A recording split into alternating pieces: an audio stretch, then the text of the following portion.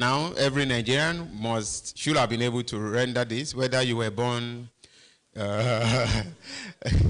It's now over a year that this has been made compulsory, so I see all of us.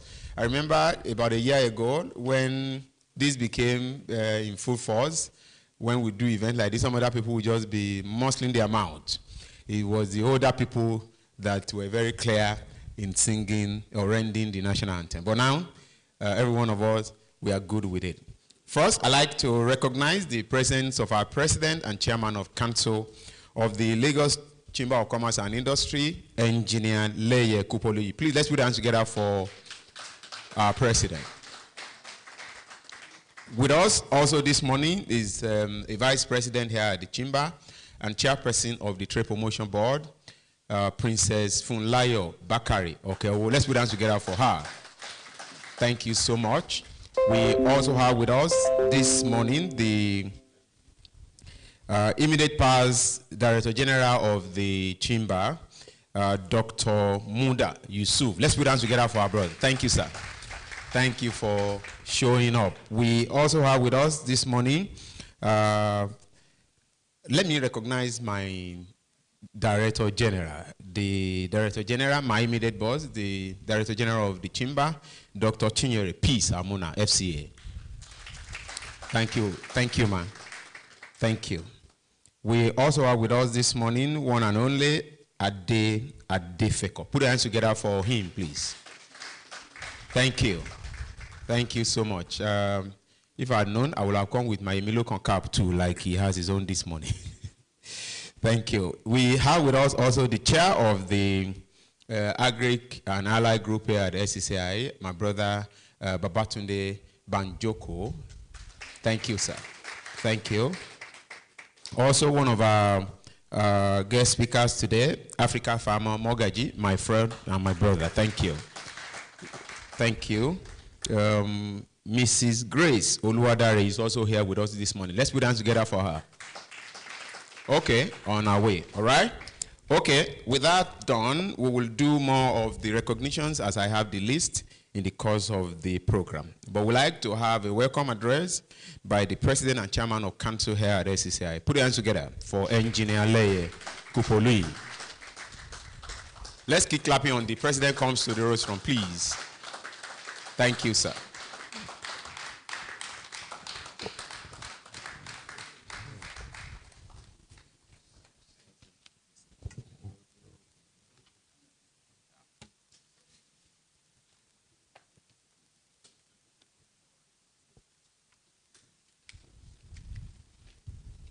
Good morning, all. Although the recognition will be done, but there are some people here I just need to recognize them once again, especially when you have our immediate past Director General here today, Dr. Muda Yusuf. You are back home. Welcome back to your territory. And our Vice President, Mrs. Layo Okewo, thank you again. I have an ambassador here, different ambassador, Lagos Chamber, but that's the only one we want to recognize here today, Mr. Ade Adefeko. Our chairman, we don't have youth leader here, but it's our leader. Mr. Tundi Banjoko. Thank you, our chairman. You know, the Agric group has always been very vibrant. We have one of them that when I mention his name, in the whole Africa, everybody knows what he belongs to. African Farmer Mogaji.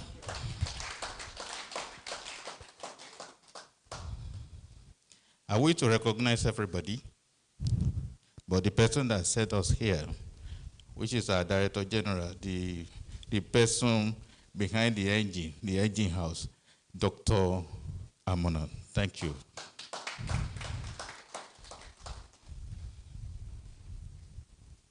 I warmly welcome you to this important Agric Outlook Forum. This gathering comes in a defining moment for Nigerian agricultural economy, when both national necessity and global uncertainty demand that we rethink how we produce, process, finance, and trade our food. Today's dialogue is therefore not merely routine, it is strategic. It is about shaping the future of agribusiness as a driver of food security, industrial growth, and employment creation, and foreign exchange earning.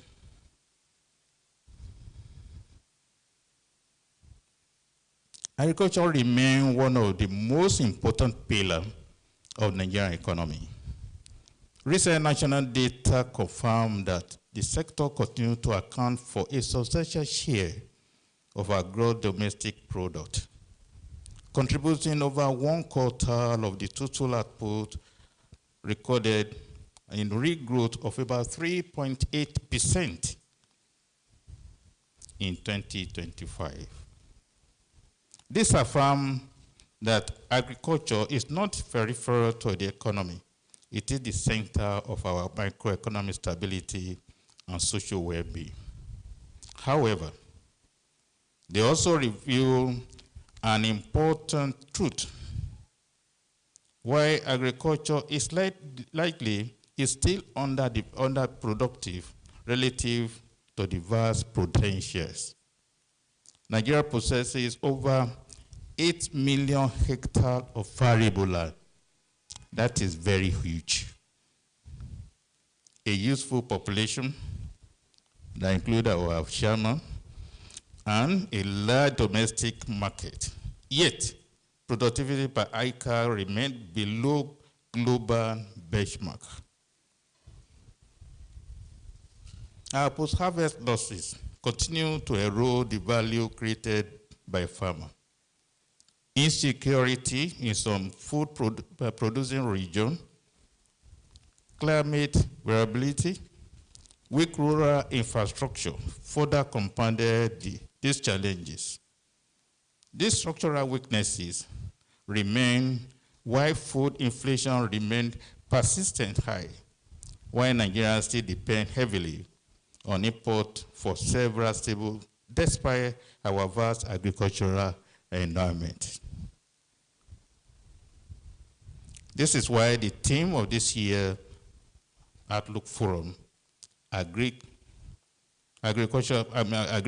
Outlook for 2026, Policy and Business, is both timely and profound. It recognizes the sustainable transformation of the sector, which cannot be achieved by policy or enterprise acting in isolation. The future of Nigerian agribusiness, therefore, lies on the building of deliberate and productive partnership between government and private sector.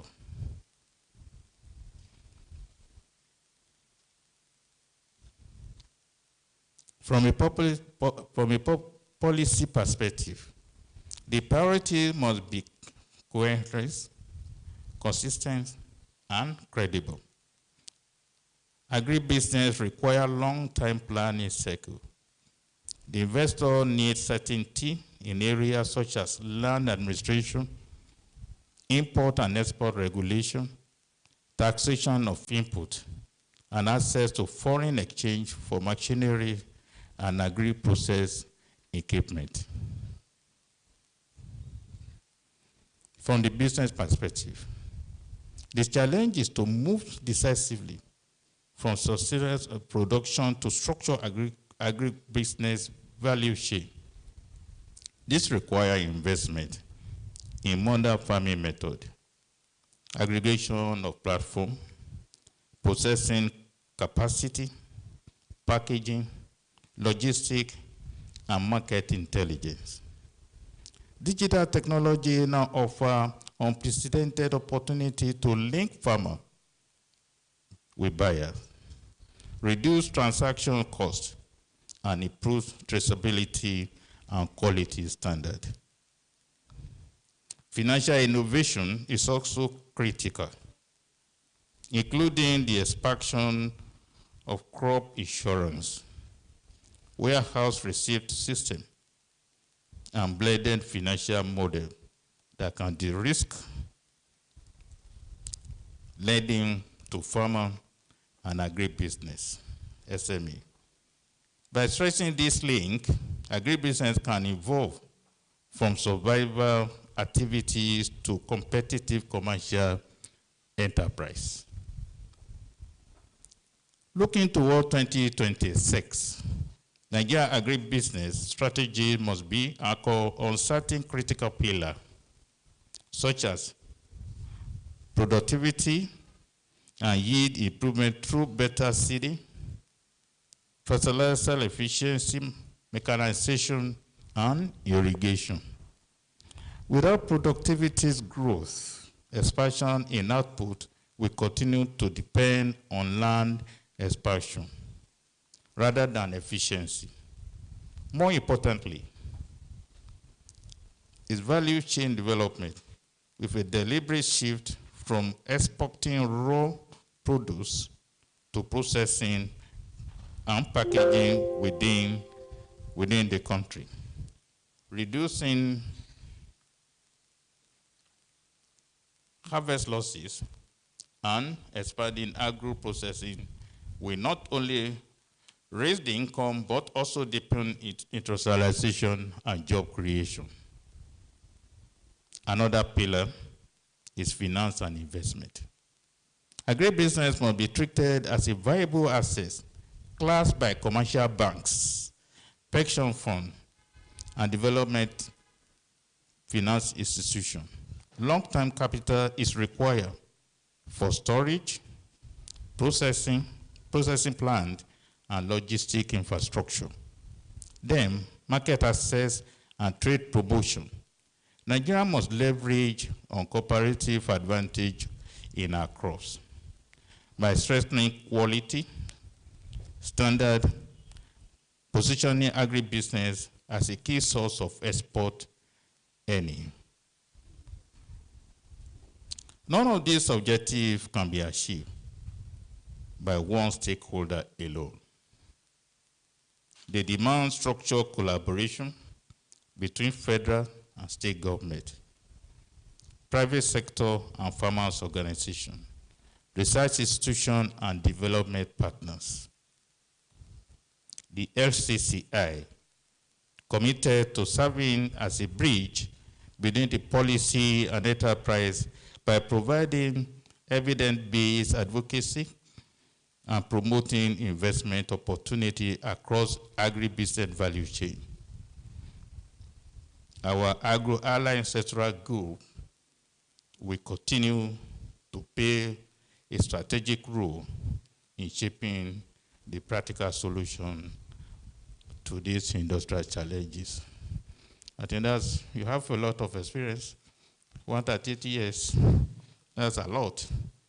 Our discussion today must therefore go beyond diagnosis to deliberate action. We must commit to policy that are predictable and farmer-centered. If we succeed, Agri will not only feed the nation, but also power our industrial growth, expand employment, strengthen Nigerian economic sovereignty. It is with this conviction that I, on behalf of all of you, and Lagos Chamber of Commerce and Industry, declare the Agribusiness Outlook for 2026 formally open. Looking forward to robust celebration. Thank you very much.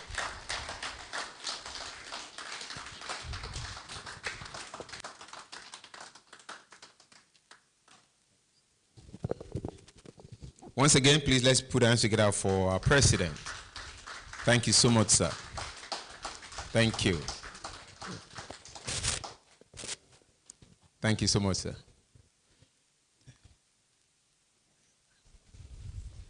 Thank you, sir. Thank you, sir. Thank you so much.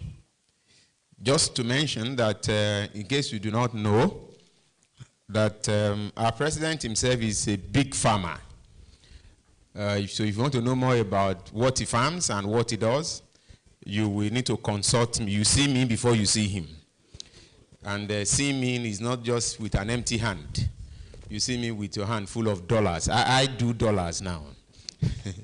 Thank you so much.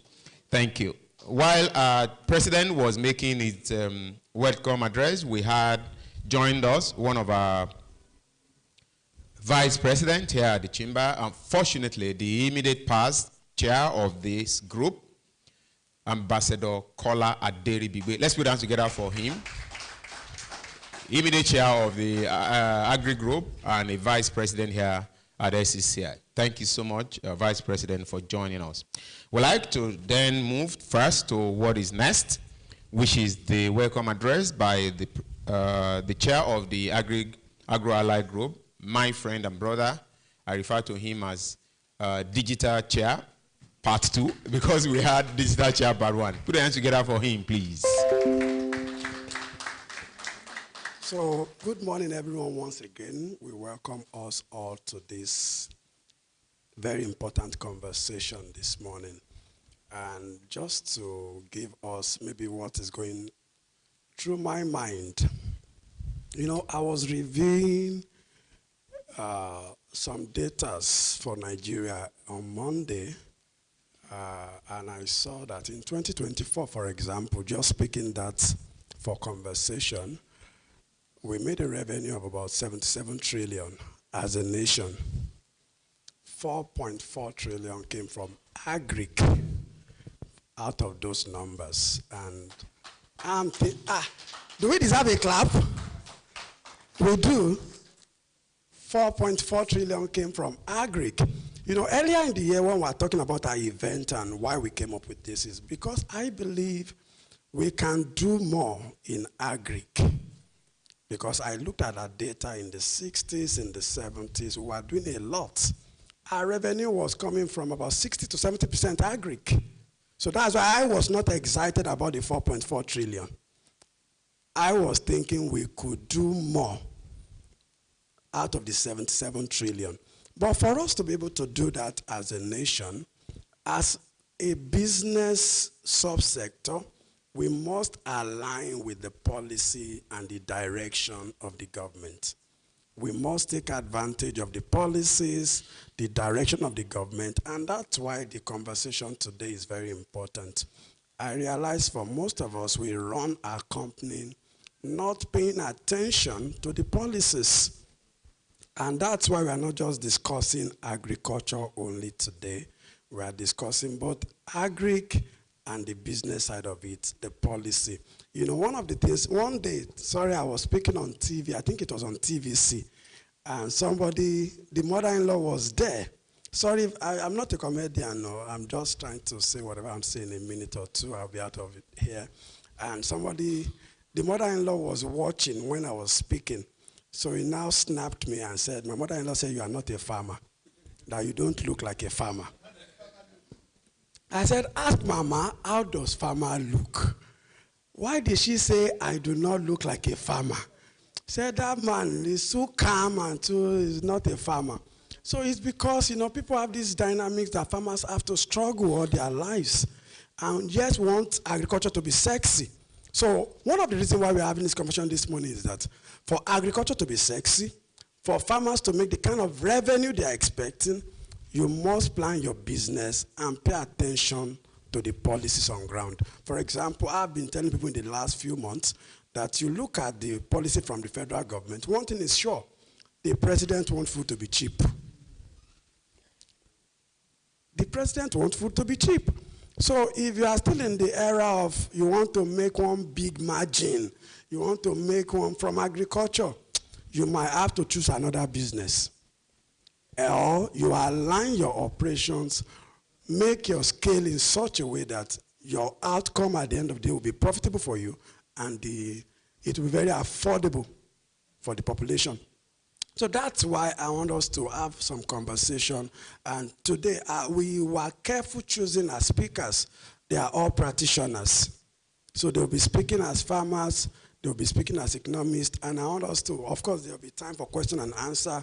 Bring your questions. Our panelists are more than capable to answer them. You can write them from now, and just to tell us, it's going to be a practical session, and I hope at the end of this event, when we'll be talking later in the year, we'll be talking better numbers, better output, better figures. And that's my prayer for us, that we would have gotten the right direction to go as a subsector in the economy. Thank you, everyone. I welcome you again, and I appreciate you for coming. Thank you so much, Mr. Chair. Thank you, sir. I didn't mention when I brought him up that he doesn't read from any note.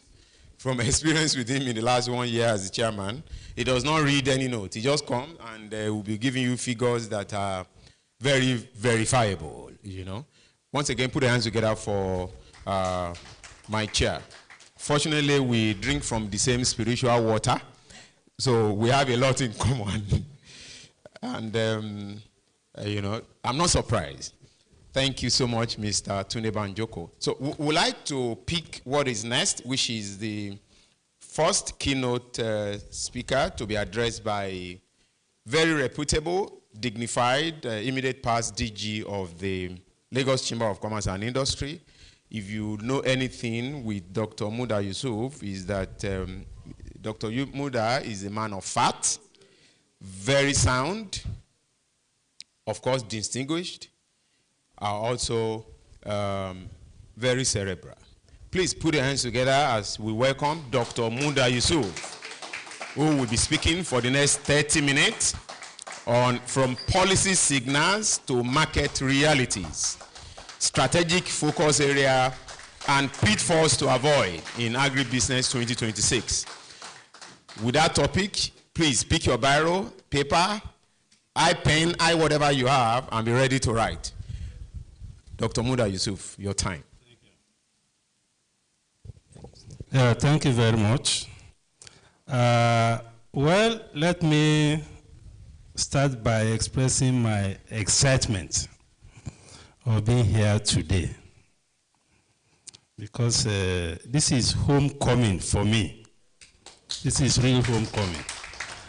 So I must thank the Agric group for making this happen. Having said that, the president of the LCCI, Engineer Louis, it's a pleasure to see you again. I want to seize this opportunity once again to congratulate you and wish you the best during your tenure. The Vice President, Princess Layo Okeobakere, Madam, thanks, a pleasure. The DG, my very able successor, and she has been doing very well. Please help me appreciate the DG. Yeah, she was able to adjust very, very quickly to the culture of the chamber. I must appreciate you for all the good work that you have been doing. The chairman of the Agro-Allied Group, Mr. Tunde Banjoko, thanks for this invitation. Ambassador Adelipigbe, also Vice President, the distinguished members of council, distinguished ladies and gentlemen. Once again, let me say that I really appreciate this opportunity for sharing this, inviting me to share my thoughts.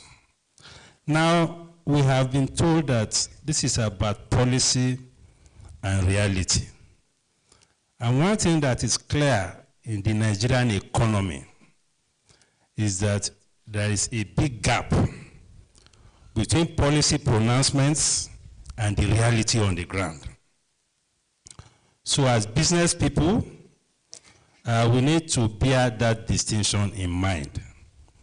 The fact that the government pronounces that I will do this, I will do that, I will provide funds, or I have provided funds, does not mean that that is the reality. I'm saying this because as business people, we must get our assumptions right. It is the assumptions that guide your business strategy. And the closer your assumptions are to reality, the better. I'm not saying we should not reckon with policy, but don't plan 100% based on policy. Plan more on the reality that is on the ground, so that you don't run into challenges. The agri sector is one of the most challenging sectors, that you have in the economy. And if you look at the data, you will see that the sector is actually struggling. Particularly those at the primary level of agriculture. It's not a tea party at all. So in this presentation, I will be looking at policy. I will also be looking at market reality. I'll be looking at the risk in each of the segments of agribusiness, and thereafter, you'll be able to make your own decision as to where you want to put your capital. Because business is not just about jumping into any space. It's about understanding the dynamics that operate in those places. So agribusiness remains one of the most strategically important sectors of the Nigerian economy, with deep linkages to employment, rural livelihoods, manufacturing, trade, and export earnings. This paper provides a structured analytical assessment of the scope of agribusiness in Nigeria, the major segments across the agricultural value chain, the comparative risk and profitability dynamics associated with each segment. The analysis highlights where immediate commercial opportunities lie, where structural constraints persist, and where policy support is most urgently required to unlock sustainable investment and growth. The paper concludes with strategic insights for investors, policymakers, and business leaders seeking to position within Nigeria's evolving agribusiness space. In terms of policy, there's a general strategic policy direction which is positive. Nigeria's agribusiness policy is anchored on strengthening food security through expanded domestic production, productivity improvement, and reduced dependence on imports. Interventions prioritize improved inputs, mechanization, irrigation, storage, coordinated cultivation to stabilize supply and moderate food prices. And one of the policy measures we have seen, which is not exactly an agri policy, but a trade policy, was the importation of food that we had December 2024. But the effect of that importation was with us throughout 2025. The impact was so much that I had to call the Nigeria Customs Service that this thing was a program that should have ended in 2024. Why is the effect still lingering on food prices up till now? Well, they said, well, it was a waiver that was given, it ended in 2024, and it has not been renewed. And we are all witnesses to the impact on prices. And the dilemma with that was that those of us that are citizens were happy that prices were crashing. People who are investing in agriculture were lamenting that they were making losses. That was a major dilemma. And you need a right policy architecture to deal with such situations. In other parts of the world, there are programs to shield farmers and investors in agri against shocks of sharp drop in prices. So that's a major policy lacuna. If we are foreseeing that prices will drop, there has to be a framework to protect people who have invested in that sector. Otherwise, people will walk away from agriculture. And that is why all over the world, the sector that receives the biggest support is agriculture. Because agriculture cannot thrive in a free market economy. You need all manner of interventions to support agriculture. And that is why we say in economics, we talk about market failure. Market failure are areas or things that the market cannot support, that the market cannot fix. The market cannot fix agriculture. Because if you tell the farmer to go and take loan at market rates, you can't work. If you tell him to go and buy a tractor at market rates, it can't work. If you tell him to go and buy seedlings or pesticide at market rate, it cannot work.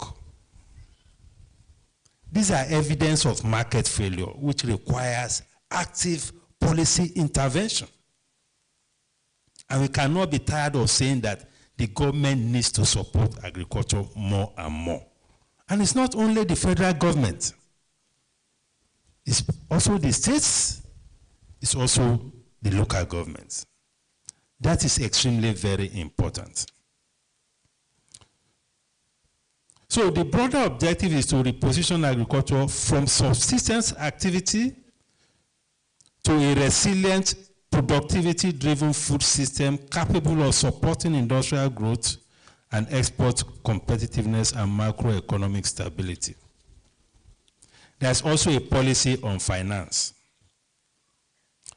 Public financing for agriculture is expanding through concessional credit to smallholders, recapitalization of agricultural finance institutions. We hear that Agric Bank has been recapitalized to about 1.5 trillion. Now, whether that has happened or not is a different matter. Now, this pronouncement was made almost a year ago. This is what I was saying about the gap between policy and reality. So if an investor, you have sat down and built your business strategy around the fact that the Bank of Agriculture has been decapitalized, you are going to take loan at single digits. The assumption will collapse. And once the assumption collapses, the business model itself will collapse. This reflects policy recognition, I'm talking about policy now, that affordable long-tenor capital is central to productivity growth, value chain development, and rural income stability. For investors, the result is progressively de-risked financing environment, stronger institutional commitment to sector transformation. Then we have investment incentives. There's a bit of incentives for agriculture within the tax reform. Fiscal and tax reforms have been calibrated to attract private investment across agribusiness value chains. Tax holidays, capital investment reliefs for processing and storage, and broader fiscal exemptions improve project viability and shorten payback periods. Agribusiness is therefore emerging as a priority frontier within Nigeria's economic diversification and non-oil growth strategy, supporting stronger medium-term return prospects for patient capital. Then there is policy on technology, infrastructure, and value chain modernization. Policy focus is shifting towards digital agriculture, farmer capability development, and rural infrastructure, especially roads, energy storage, and connectivity. Investments in agro-industrial processing zones, livestock development, and agro-processing capacity reinforce the transition from primary production to value addition and industrial agriculture, expanding opportunities in logistics, cold chains, animal protein and processing, and agri-technology. Then there is also issues around risk. That's risk around agriculture and agribusiness. Structural risks remain significant, including insecurity in food processing regions, climate variability, infrastructure gaps, and productivity constraints. Policy trade-offs between consumer food affordability and producer profitability may also create uncertainty around trade and pricing dynamics. These conditions heighten the importance of geographic diversification, insurance, and integrated value chain strategies for investors. Now, the general signal, because we are talking about signaling. Overall, Nigeria's agribusiness policy trajectory is expansionary, is reform-oriented, is investment-seeking, strengthened financing, targeted incentives, productivity reforms, and value chain industrialization signal meaningful medium to long-term potential. For disciplined, long-horizon investors, Nigerian agribusiness sector remains one of Africa's most significant real economic growth opportunities. There are opportunities there. I've outlined some of the policies, but it should not depend too much on policies. It should depend on the reality, practical outcomes from those policies. Now let's look at market realities and strategic focus for agribusiness in 2026. The fact of the matter is that the realities as far as agri is concerned has not changed materially. What happened in 2025 is not likely to be different from what will happen in 2026. Yes, a lot of promises. They have imported, is it 2,000 tractors? We don't know whether it has been distributed or not. So these are some of the issues. So when we look at the scope of agribusiness in Nigeria spans the full continuum of economic activities associated with agricultural production, transformation, distribution, and exports. The sector contributes roughly 1/5 to 1/4 of national output, employs a significant share of labor force, and remains central to non-oil rural income generation. Beyond primary production, agribusiness sustains strong backward and forward linkages with manufacturing, logistics, finance, and retail trade. There's a big difference between agriculture and agribusiness. There is a very big difference.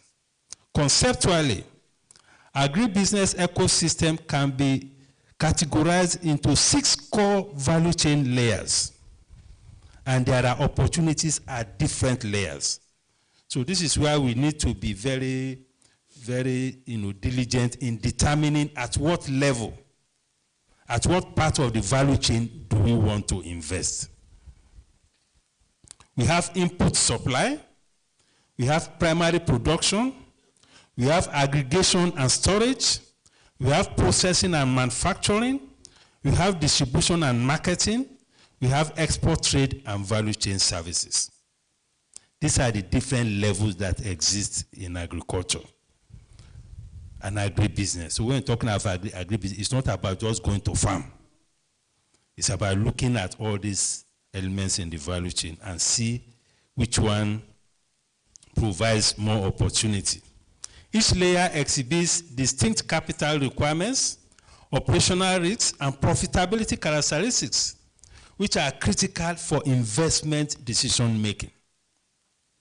Now, let's look at input supply. This segment covers seeds, fertilizer, agrochemicals, mechanization services, irrigation system, veterinary products, and animal feed. That's the input supply segment of agribusiness. The risk exposure is shaped primarily by foreign exchange dependence for imported components, policy volatility surrounding subsidy regimes and trade controls, and the prevalence of counterfeit or substandard inputs. Despite these risks, these segments typically record moderate to high margins. You can see the point I'm making. When you stay at the level of the inputs, the margins are moderate to high. And it's also supported by strong turnover and relatively short cash cycles. Fertilizer blending, hybrid seed distribution, and commercial feed production remain particularly attractive. When we assess this particular segment, we have what we call a medium risk. The risk is not high, it's medium. And it has high returns potential. That is for input segment. Then we have the primary agricultural production. Primary production encompasses crop cultivation, livestock rearing, aquaculture, and horticulture. These segments carry the highest concentration of risk within the agribusiness chain, including climate variability, flooding or drought, insecurity in major food producing regions, weak insurance penetration, post-harvest losses, and price volatility driven by import competition or seasonal gluts. Profit margins are generally low, and cash flows are seasonal. However, profitability can improve with irrigation, improved seeds technology, mechanization, contrast farming, and vertical integration into processing or marketing. Overall, the risk in this segment is very high. And the returns is not so fantastic. So if we decide to go into farming and be tilling the soil and be planting cassava, this is the challenge that exists in that space. Then the other segment, aggregation, storage, and logistics. Activities here include commodity aggregation, warehousing, and centers. The key risks in this segment arise from price fluctuation during storage, infrastructure deficits, high working capital requirements, quality deterioration if you are dealing in perishables. Profit margins are typically moderate, but the segment offers strong upside, that is high opportunity, where structured commodity exchanges, warehouse receipt systems, and modern cold chain investments are deployed. This is why sometimes people say that the farmers are suffering. It's the middlemen that are making the money. That is the reality of the situation. Because for most farmers, the opportunity cost of their labor is zero. And what I mean by that in economics, when you don't have any other choice of what to do, the only thing most of them have is labor. They don't have the capital to play at the other levels of the value chain. So they are stuck at that primary level. So even when the returns are low, they still continue to struggle. But those who have the capital will move up the value chain and do aggregation and some of the things that I've mentioned. So the risk here is medium and the returns is moderate. Then the next segment in agribusiness is agro-processing and manufacturing. Processing activities include grain milling, oilseed crushing, dairy and beverage production, tomato processing, cocoa and cashew transformation, animal feed production, and value addition operations. The risk exposure is driven by high energy costs, power instability, foreign exchange requirement for machinery and additives, policy shocks from tariffs or import restrictions, and demand compression during periods of weak consumer purchasing power. Nevertheless, this segment consistently delivers some of the highest value capture within the agribusiness chain, with margins significantly exceeding those of primary production. Export-oriented processing becomes particularly profitable under competitive exchange rate conditions. Overall, the medium to high risk with high returns, making it one of the most attractive investment destinations. So the agri-processing and manufacturing is a much more comfortable area as far as investment is concerned. The returns are higher, although it has its own risk, just as I've mentioned here. Distribution, retail, and food markets. This is another segment. This segment includes wholesale commodity trading, supermarkets, quick service restaurants, food service providers, and informal open markets. The risk relates mainly to consumer income sensitivity, inflation-driven demand fluctuations, spoilage of perishables. I keep emphasizing perishables, because those who are in the business of selling or storing perishables face a higher level of risk, because the capacity for cold chain storage is almost zero. So when you are in that space, the faster you are able to dispose the product, the better. That is why people talk about these post-harvest losses.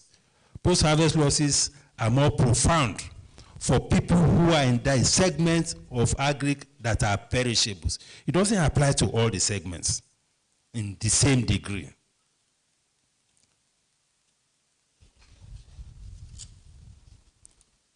So the risk here is low to medium risk, and the returns are also fairly high. We are talking about those who take these things to the market. They buy from whether middlemen or from the farmer, and they take it to the market. Then we have export agribusiness. Nigeria's major export commodities include cocoa, cashew, sesame seeds, ginger, hibiscus, shea butter or shea nuts, rubber, leather, and the rest of them. The risk here stems from global commodity price volatility, stringent quality and traceability standards, port logistics inefficiencies, and domestic policy uncertainty regarding export controls, foreign exchange regulations. Profitability, however, is typically very high and strongly amplified during periods of currency depreciation, making exports agribusiness one of the most lucrative segments. For those who are fortunate to be in that segment, especially now that we have foreign exchange reform, the currency has been depreciated, you cannot have a better incentives. That is why if you look at the data, you have much more better performance in non-oil exports earnings than we have had several times past. It's because of the exchange rate depreciation. Not just about exporting to Europe, even exporting to our neighboring countries. Naira used to be stronger than CFA. Those days when you have 1 Naira, you can buy 3 CFA or so. It's a reverse, complete reversal now. You need about maybe 3 Naira or so or 4 to be able to buy 1 CFA. So that is why many of our products are finding their ways to the neighboring countries. Of course, it's business opportunity. Agribusiness services and technology. This emerging segment comprises agricultural finance, then technology, insurance solutions, mechanization leasing, commodity exchanges, digital extension platforms, and precision agriculture data systems.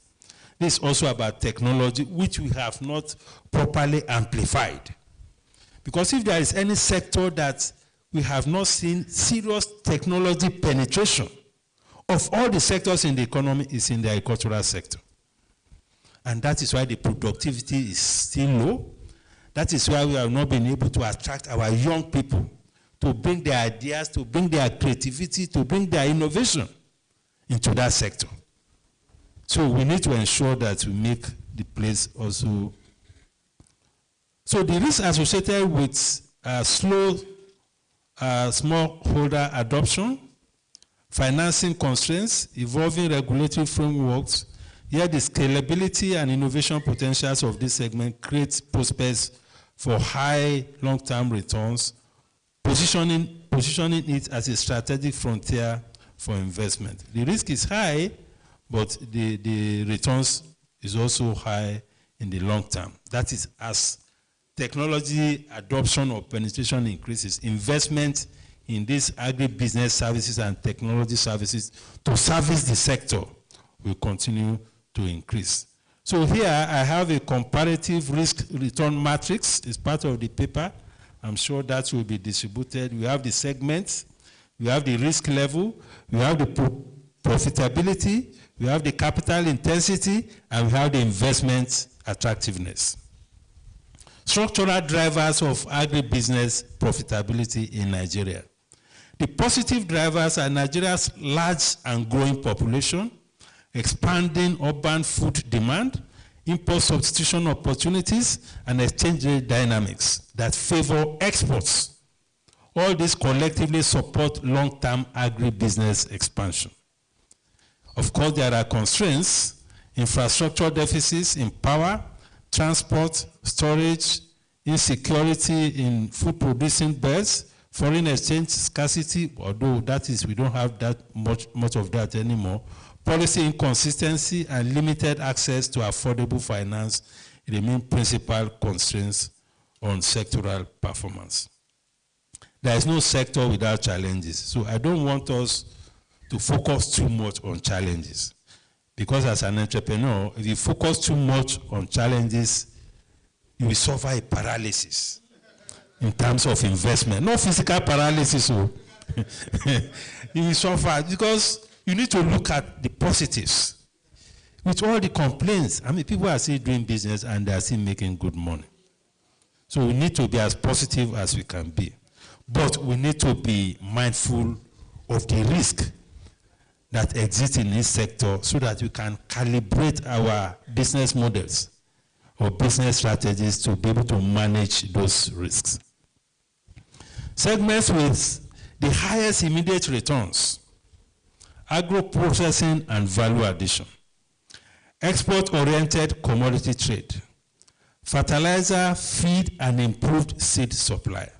Those are segments with the highest immediate return. That is not to say that those who want to go to farm should not go to farm.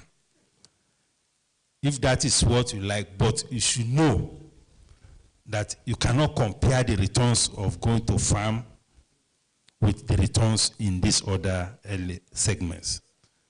Strong long-term opportunity areas. That is long-term, not so much immediate. Cold chain logistics and storage, infrastructure, mechanization and irrigation services, agricultural fintech, insurance and data platforms, commercial irrigated farm systems.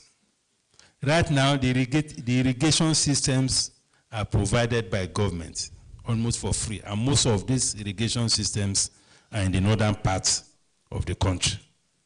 Because when you see Ministry of Water Resources, the bulk of the work they do is around irrigation.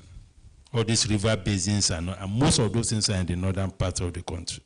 And some of us have argued that we also need irrigation in the southern part of the country too, so that we can farm all the year round.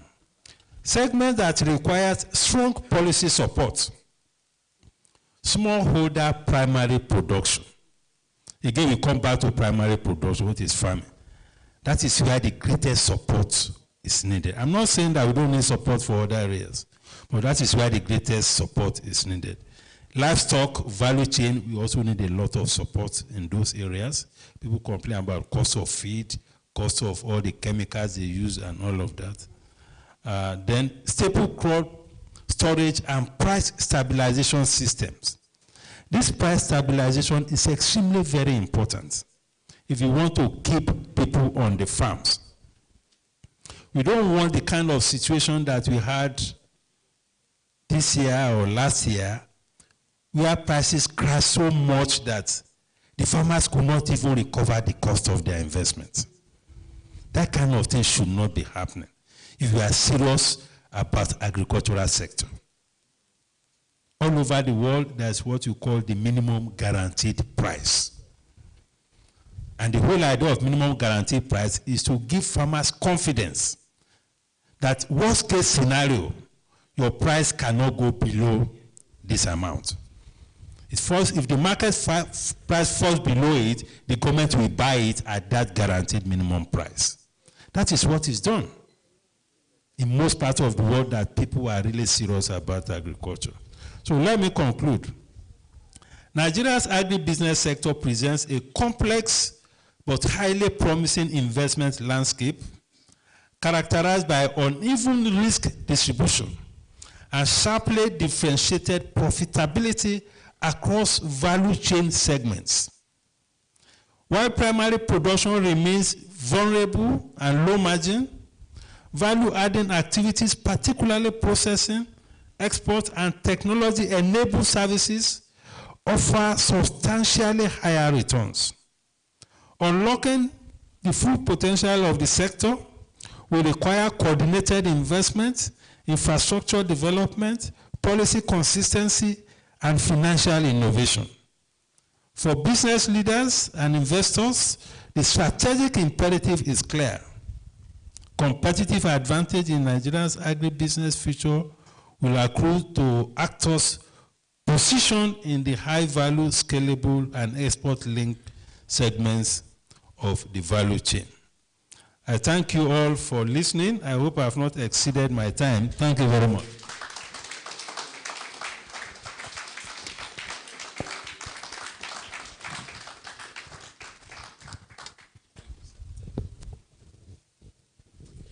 Once again, please let's put hands together for our distinguished Dr. Muda Yusuf. Thank you, sir. I'm sure he wasn't asking me the question if he has exceeded his time, because answering him is far beyond my pay grade. So I believe he wasn't asking me to tell him whether he has exceeded his time or not.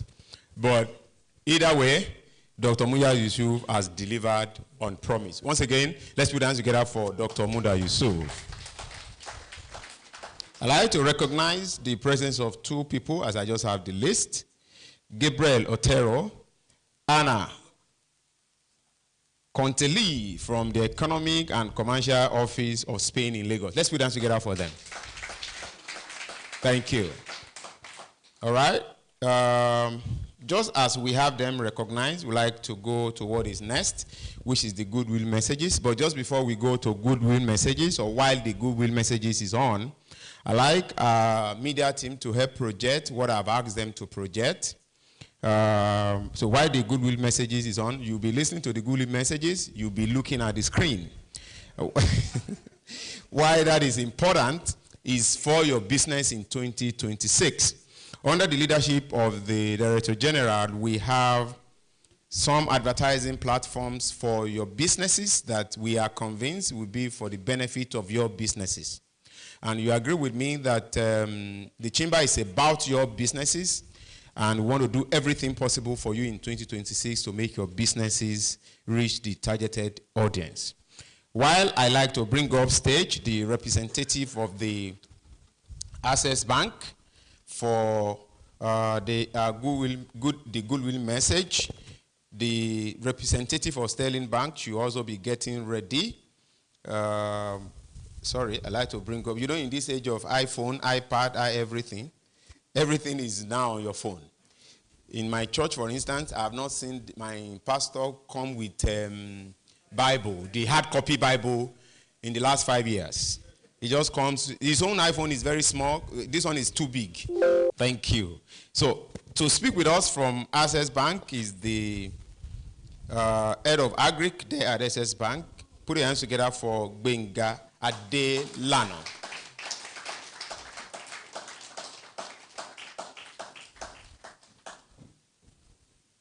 Thank you, sir. Good morning, ladies and gentlemen. Thank you for this opportunity, LCCI. I believe we are your partner in progress. Many of the members of the LCCI are already our customers, and I believe you are already getting a taste of our service. This morning, I bring goodwill from Access Bank and the entire management and staff. I'm happy to be here, and we feel honored to be invited into this gathering. At Access Bank, we don't only support commercial businesses and manufacturing businesses, we also support agri-businesses and agriculture, as it were. From the input supply to the primary production, which is the farming itself, to the processing and the export, as Dr. Muda has spoken to.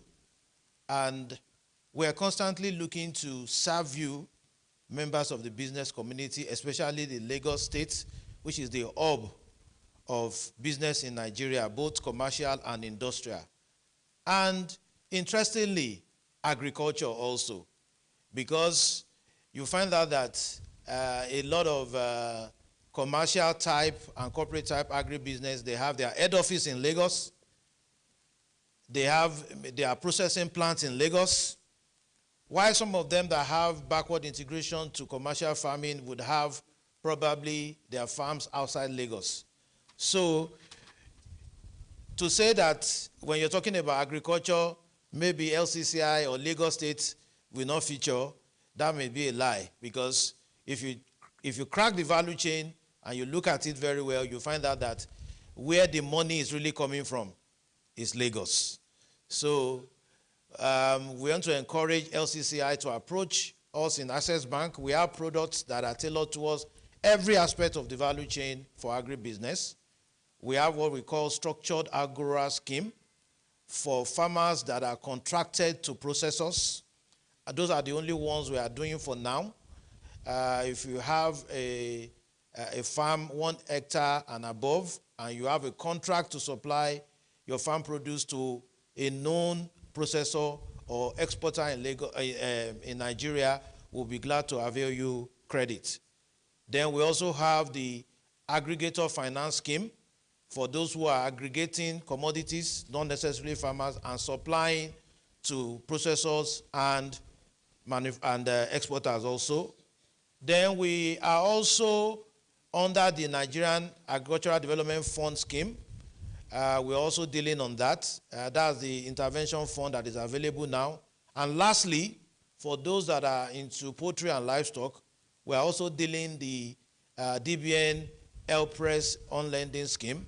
So you can approach us for any of these 4 products that we are targeting towards operators in the agri space, either in Lagos or elsewhere, and we'll be glad to provide good service.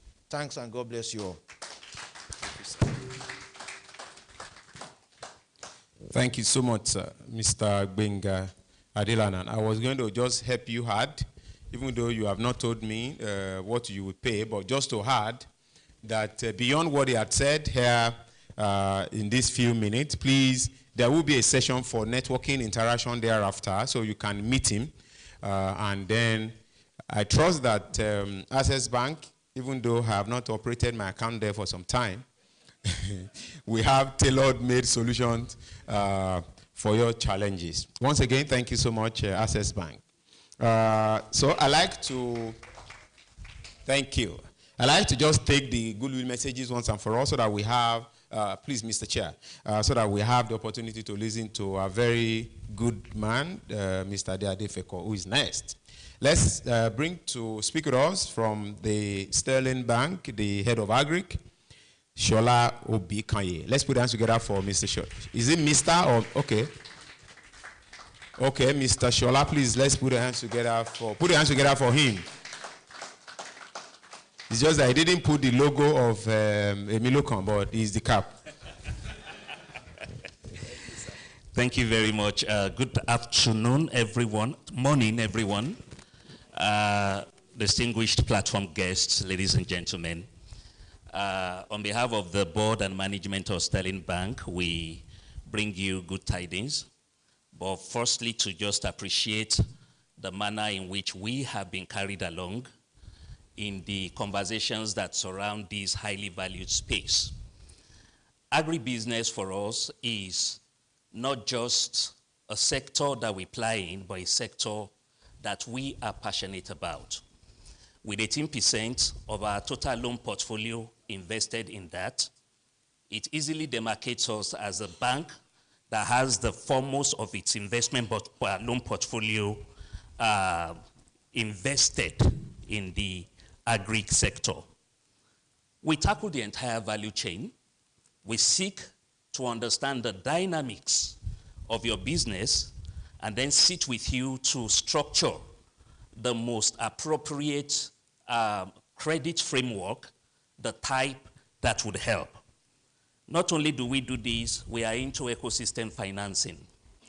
So we do not just look at what you do in the strict sense of it. We look at all of your dependencies, your counterparties, so that in the final analysis, the growth can be sustainable as it is wholesome.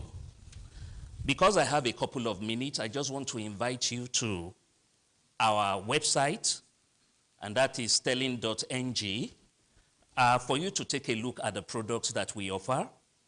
They are by no means exhaustive. Like I said, we are versed in structured solutions.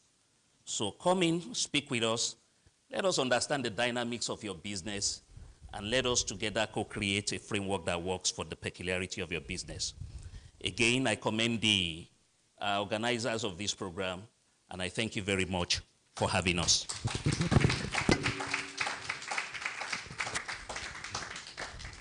Once again, thank you so much, representative of Sterling Bank. Just to mention that this event is being live streamed, in case you do not think so, we have. And I'm sure the mentioning of your website alone, I pray that website does not get crashed today. Because the level of traffic you will have on your website, by just advertising that website alone here, is going to be very massive. Which is why what you brought up, Gafar, please let it remain till I leave the stage, please. I want them to get that information very well. You can snap. Yes, it's very important. These platforms are very key for your businesses this year, and we are committed to that. Keep them there, keep that up until we have our next speaker come to address us. This next speaker, I like the word to describe him, but he's going to be talking to us on aligning agribusiness policies with investment, sustainability, and market access ahead of 2026. When he speaks, you will know you will get clearly what I have not said, but he's one of the best of Nigerians that I have ever met. I belong to his school of thought, to his level of intelligence.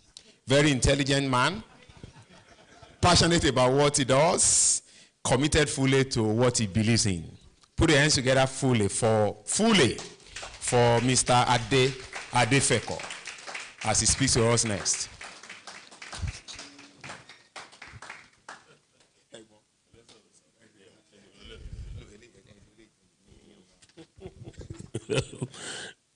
Distinguished ladies and gentlemen, I've had to laugh in singular because if I laugh in plural, I'll be probably forced to come back down. Because the Yorubas have a saying, they said, this man has showered encomiums on me to a point of no return. Hopefully by the time I leave here, for my tomorrow, I will have given you my today. Distinguished ladies and gentlemen, I'm deeply humbled to be here. But you know, as we always do in LCCI, we are quite international. And people need to understand that we are the foremost chamber in the country. And we've been around even before independence. Señoras, señoritas, ¿cómo está? ¿Cómo está? Bueno. Amigo italiano, buongiorno. En español, fama en español un poquito. Español, francés, Alemania. Sorry, I had to go to show them that we're international here, right? Give me a round of applause now. Am I not representing?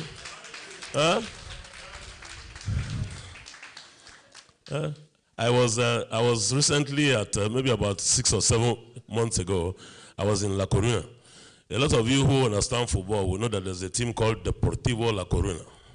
So I went to see my good friend who is the owner of Zara. I'm sure you know the owner of Zara. ¿Con Oh, sorry. Sometimes I forget the fact that I'm speaking to him in Spanish only, and the rest of you don't understand what I'm saying. So, thank you very much. I want to, distinguished ladies and gentlemen, welcome you to this business outlook for the year. And it's fit that it's starting. I wish it had started in January, but better late than never. February is here, and I'm sure 3 or 4 days to Valentine for those who are seeking love. Are the French here? Because when I go to Paris, they tell me that Paris is a city of love. I've never found love there. Because I'm the distinguished president of the LCCI, Mr. Leye Kupului. I want to equally appreciate, he's not here, the chairman of the agri sector, agri value chain, Mr. Banjokwa, and my fellow Ijebu brother. And of course, the DG is not here as well, Dr. Almona. And of course, fellow captains of industry, policy, architects, and the vanguards of the Nigerian agro-allied revolution. I don't usually like holding microphones like this because I usually like microphones that are pinned on me. So, but I will continue and have to hold this. Some of us are old school, so we still hold paper. By the time we open that that thing, it keeps on, you know, 5 minutes, it closes. Before you know it, I will have forgotten what I wanted to say. And I must tell you that this morning, I've not had what you call, the Yorubas call Otishambai. So if you know, you know. If you don't know, I can't interpret. Distinguished president, I've done that already, you see. I'm going back again to introduction, instead of me to go to the body of what I'm supposed to say. Good morning, distinguished ladies and gentlemen. We stand today at a fascinating inflection point. It is February 11th, 2026. From the recent Nigeria House meeting in Davos, in Switzerland, our national leadership signaled a structural shift from mere macroeconomic stabilization to aggressive growth expansion. The air in this room is different than it was 2 years ago. In 2024, we were discussing survival. Today, we're discussing sovereignty. People talk about food security. Food security is an integral part of national security. But what we are facing right now is a food sovereignty crisis. I will explain. I usually speak extempore, so half of this thing I should have not been reading. But since you guys say you want a keynote, a keynote is what I'm giving. Without the keys, of course. So, national security, like I said, you see, the problem we usually have when there's a saying in Yoruba again, but when you now have a crisis of food, that's what happened the Arab Spring. It took somebody, I think the Arab Spring started from Tunisia, if I'm not mistaken, self-immolation. The price of bread went up, and they went on the streets. The chap in question, I'm not sure whether it's a chap or a lady, burnt herself, self-immolation. And from there, the crisis started. That was a national security crisis. Technically speaking. You can? Oh, I see. You see, a lot of what I've been saying again has been lost in translation because I've been speaking using my mic, forgetting that there's a channel which has a channel.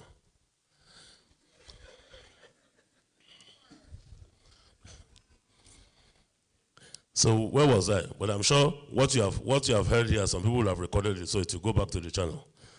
So I was speaking to the fact that food security is an integral part of national security.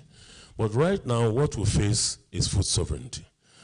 If you look at all the production that we have in Nigeria, we're the largest producer of yam in the world. We're the largest producer of cassava in the world. We're the largest producer of cocoyam in the world. We're the largest producer, to a large extent in Africa, of sweet potato. So everything we're talking about here, we have. But you see, there's always something called from seed to shelf, from farm to fork. The problem is always farm gate. Farm gate is always a problem.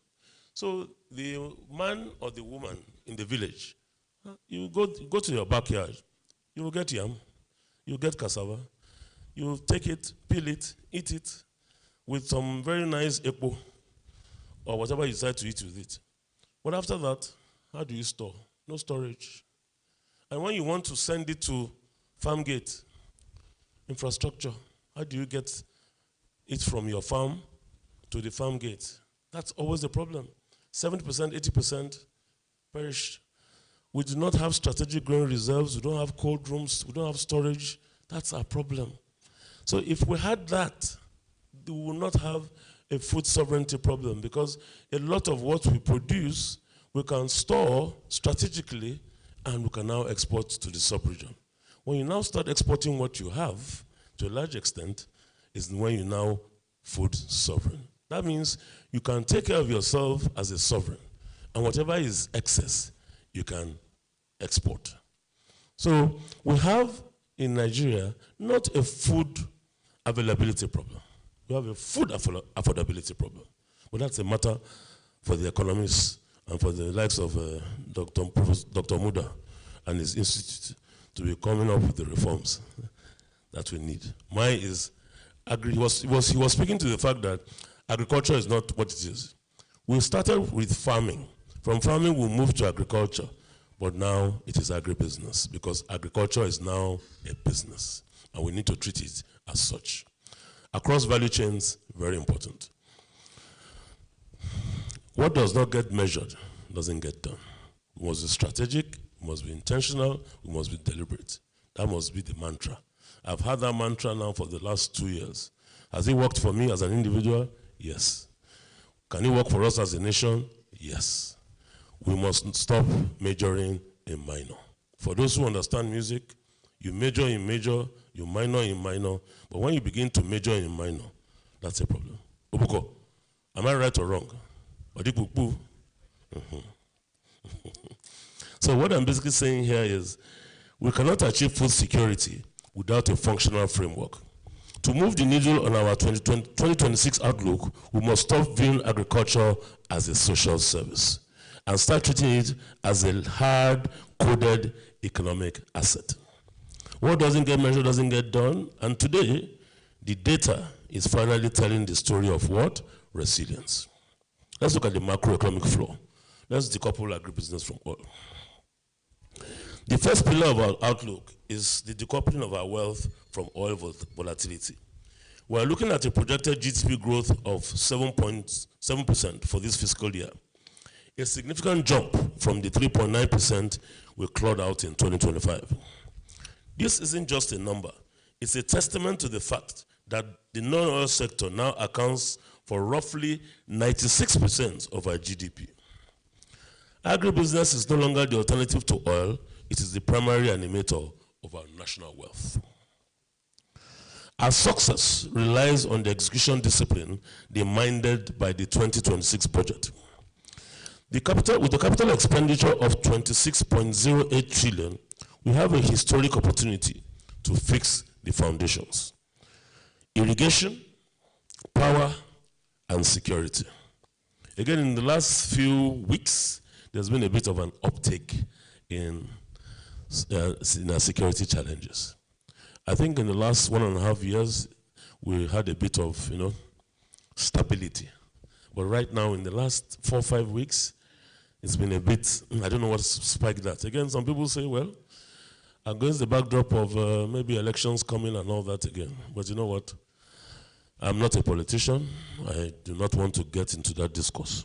Let me stay in my lane. My sphere of influence is where I can impact is where I will stay. So where was I? Our success relies on the execution discipline demanded by the 2026 budget. With a capital, okay, I've spoken to that already.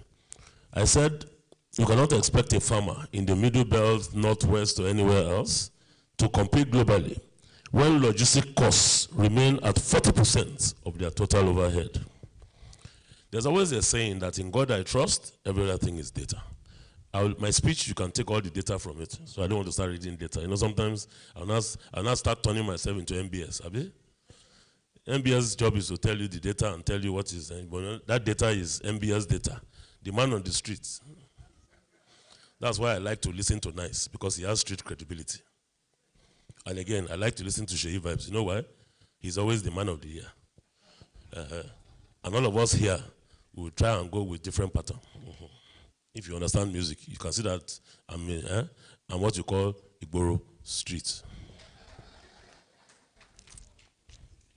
So for us, like I said, the data is there. You see it in my there's always a leave behind after all these speeches, because I don't like to engage in a monologue. When you read speeches and you're talking to the audience, everybody's like, Kilonso. But when I'm talking, you're looking at me, there's interactivity. Amigo. Are we together? You see why I'm very happy with, I'm happy with my Spanish people. They know why I'm happy with them. One of my teams, apart from my Arsenal team, is Barcelona. Even though Barcelona is from, you know, he knows where it is. They are Catalans, but again, that's a different matter entirely. You can say that, Yeah, exactamente. Estoy muy cansado. So for us, we need to increase purchasing power. Our goal for 2026 should be value addition. We must move from being a nation of primary producers to a hub of agro-processors.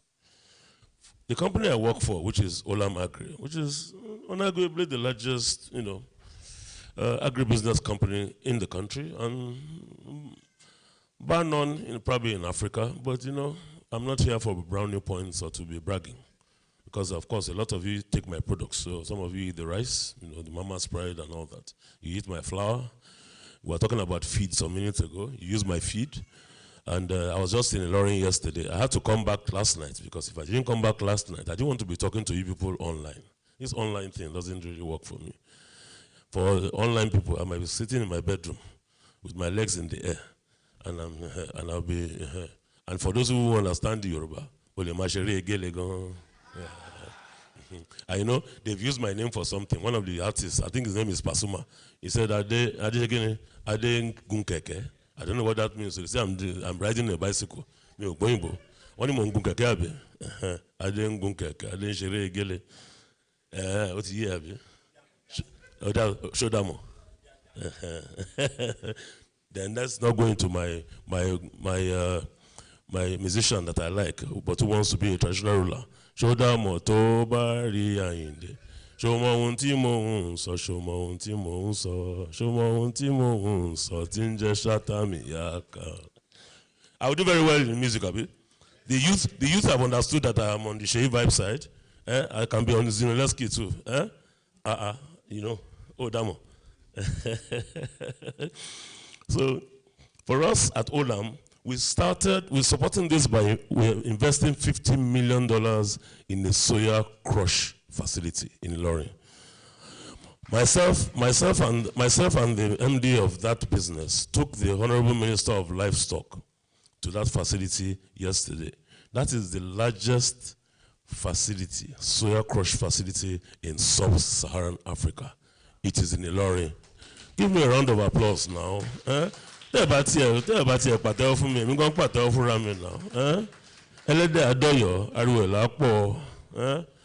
speaking Yoruba, but if I decide to go the Igbo, I won't live here today. So I don't want to show you that I'm a polyglot. But I think to a large extent I'm a polymath. So that for us is very, very, very important. There's a small mistake there. The soya crushing facility is in Ilorin, Kwara State, and not Ekiti State. So we are creating a localized ecosystem that de-risks the poultry and aqua feed value chains. So we speak again to value chain resilience, the back to farm architecture. Last month in Davos, VP Shetima, again I was in Davos as well at the Africa House, where I was talking about blended finance, and that, you know what, the global south, okay, must do things on its own terms and not rely too much on the global north. Every time in January, the global north invites the global south to come and speak about X, Y, Z. So they seem to understand us more than ourselves. So the global south are countries like Nigeria, India, Brazil, Indonesia, and the likes. While the global north are the likes of my good friends who are by my side there, Spain, Italy, America, UK, Germany. What you see, for you to have them in the room here, is that they see something that we don't see, and that they are here for what you call partnership, collaboration, economic cooperation.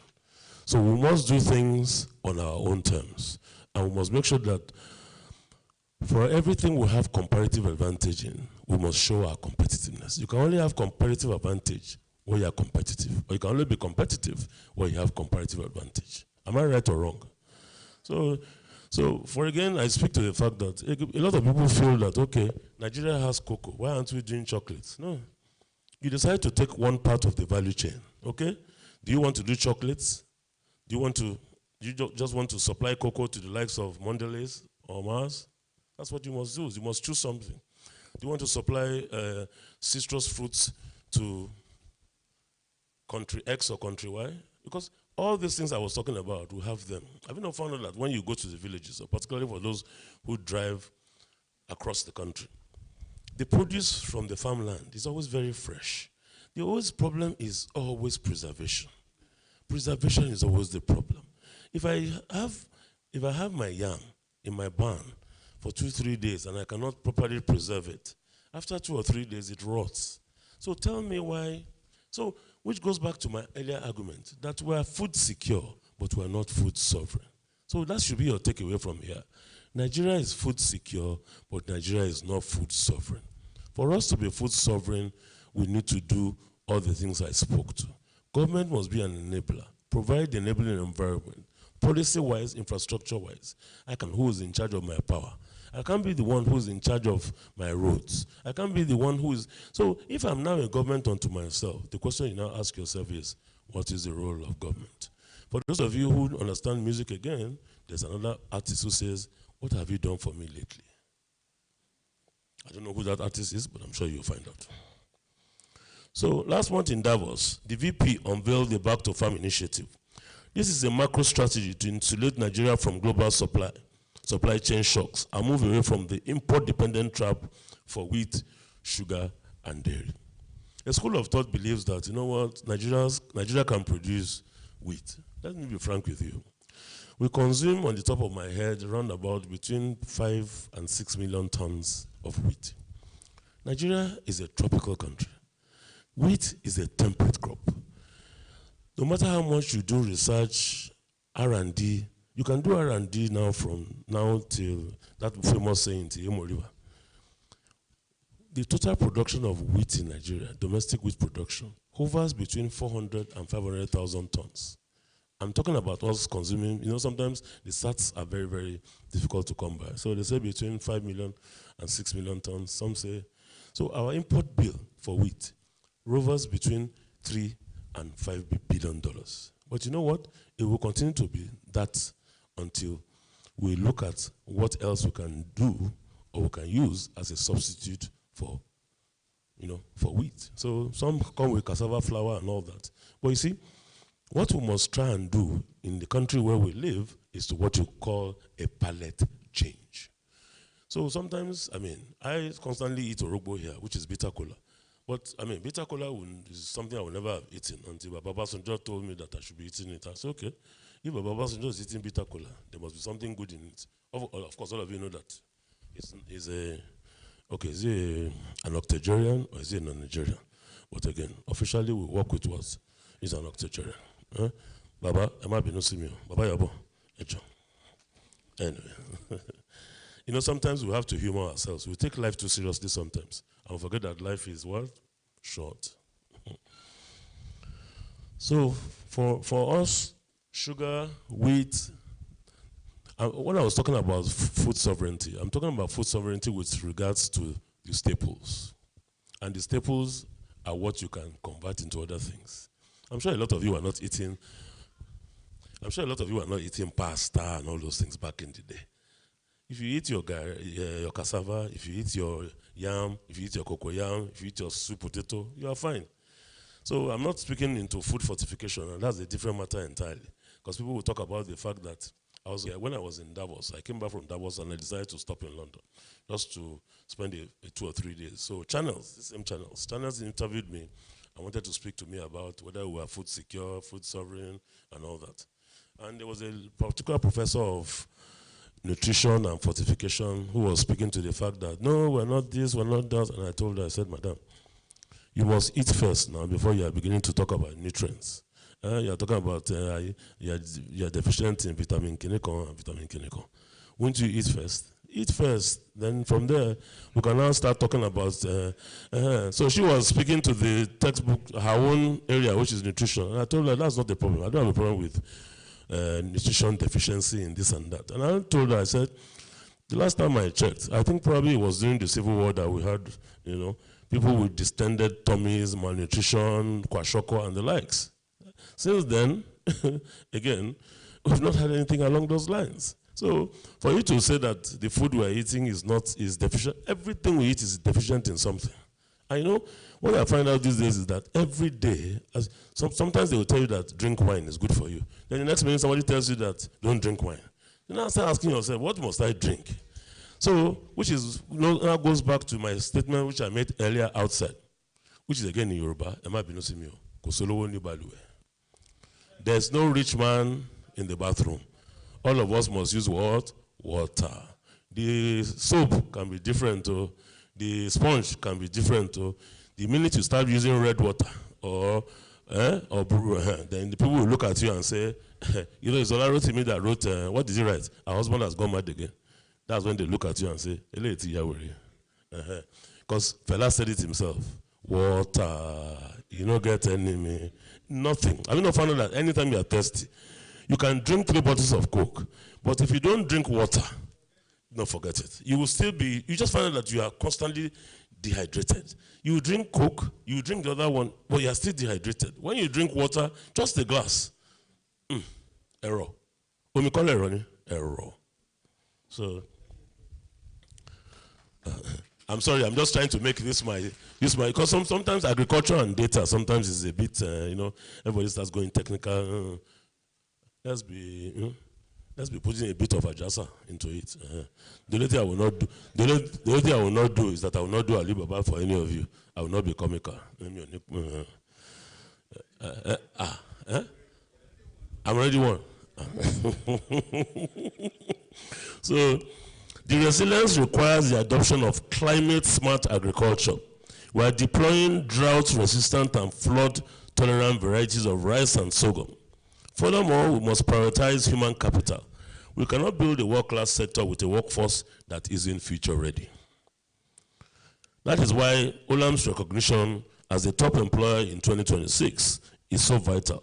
Our purpose strategy is built to achieve food sovereignty. We must also focus on smallholder integration. The government's target of 14 million smallholder farmers in the cassava bioethanol value chain is a master stroke, if they do it, of course. By linking the farm gate to industrial energy needs, we need a guaranteed offtake model. For this to scale, we need regulatory clarity.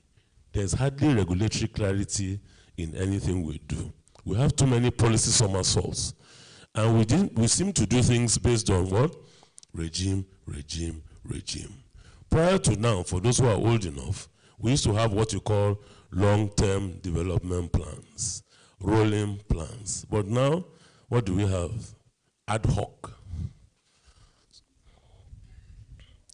So we require a productivity dialogue where the private sector acts as a development partner rather than just a tax base. When you hear tax now, I'm sure you'll be saying, okay, well, for those of you who don't know, I happen to sit on the tax committee of government. We have done our job, we've submitted our report, and everything is done and dusted. We have started the implementation, and let's give it time. Lastly, I want to speak on export sovereignty. You see that I told you that I will be very short. It's just those adjustments that I was putting there is making it long. Because by the time I looked at the content of what I wanted to deliver, because in Kakambe, so so export sovereignty and the ACFT frontier. So our outlook for 2026 is inextricably linked to our ability to export. We can certainly fight to put made in Nigeria labels on every shelf across the African continental free trade area. For those who don't know, the ACFTA is two things. 3.5 trillion market dollars, 1.5 trillion people, 55 countries. Some of us have signed, some have not domesticated, some have not ratified. So what is the essence? But for me, I believe that even if we want to do trade, we must be able to move across countries first. Abi? Half of the time we can't even move across countries. And I'll give you an instance. About 7 or 8 months ago, I was to go to Algeria. Algeria is in the Maghreb, for those of you who know, and it's one of the largest countries on the continent. So I needed to pick up a visa. I reside in Lagos, so I had to fly to Abuja to pick up the visa. The visa is around about 78,000 naira. But because I'm an exec in my company, in quotes. So they said, business class, Abi. So the business class ticket that I used to go and come back is more expensive than the visa I went to procure. By the time I went to the place now, I said, Algerians, luckily for me, I speak French, I speak Spanish, I speak Portuguese, I speak Arabic. So I said, okay. So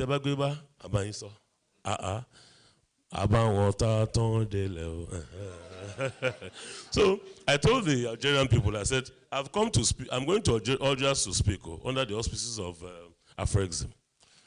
So, and I said, this is your visa thing. Can't you apply online or get it in Algiers? Don't get me wrong. Maybe after my small intervention, they decided to now say, okay, we can now fly to Algiers and get it. Again, before I went to Algeria, I went through France. You know why? Because the airline I'll have used, which is closer, is Royal Air Maroc. But again, there's a problem between Morocco and Algeria. A lot of you understand what we call the what? The Polisario Front. Sahrawi Democratic Republic issues. Well, again, I told you I'm not a politician. But there's what you call political economy. So you understand. So these ACFTA things and all that. Good on paper, the Secretary General, a good friend of mine, Wamkele Mene, what's he called is in Ghana, but we must be able to move across each other's countries first. Look at me here, for example. I've been to 57 countries and still counting. But you know what? I've done that on the strength of my Nigerian passport and my language skills on the one hand, which helps. That's why I'm speaking to my Spanish man there, so that when my visa for 3 years expires from France, I will go to España and I will get another 5 years. ¿Es más posible? ¿Eh? Exactamente. Muchas gracias, amigo. Ahora de partir vamos a mi casa. So, again, all right. So you can see that I'm putting a pitch in. All of you, take his picture, the two of them. Señoras. Photographic is much important, so take their pictures so that when I go to meet them, when I go to the embassy, I will say these are the people who came to listen to me and that I'm quite important. So you know what happens these days is that for the visas, the people that should get it don't get it. The ones that should not get it are the ones that get long tenure. So you ask yourself, who exactly is the visa officer looking at? And what exactly is the criteria? Let me give you a last example. I am in 60 countries in Africa. In the world, I'm 24 in Africa. I have a refinery in Mozambique. I was in South Africa. 40 minutes from Joburg, I get to Maputo. Guess what? I don't have a Mozambican visa. They don't have an embassy here. They don't have a consulate here. And I need to go to Mozambique. I have a $100 million investment there to go and check my refinery in Mozambique. And all of a sudden, I'm told that I should go to my country of residence. And I asked them, country of residence is Nigeria. I'm in South Africa, just 40 minutes away. Let me do what you call a whistle-stop tour and go and see my operations in Mozambique. But you know what? Storytelling. You see, okay.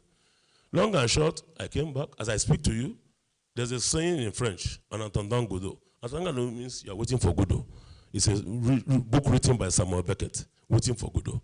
I have been waiting, I've been waiting. I still have not been to Mozambique. I still don't have the visa. I don't have clarity. As you have to get a Mozambican visa. And you say you want to do a CFTA? Okay.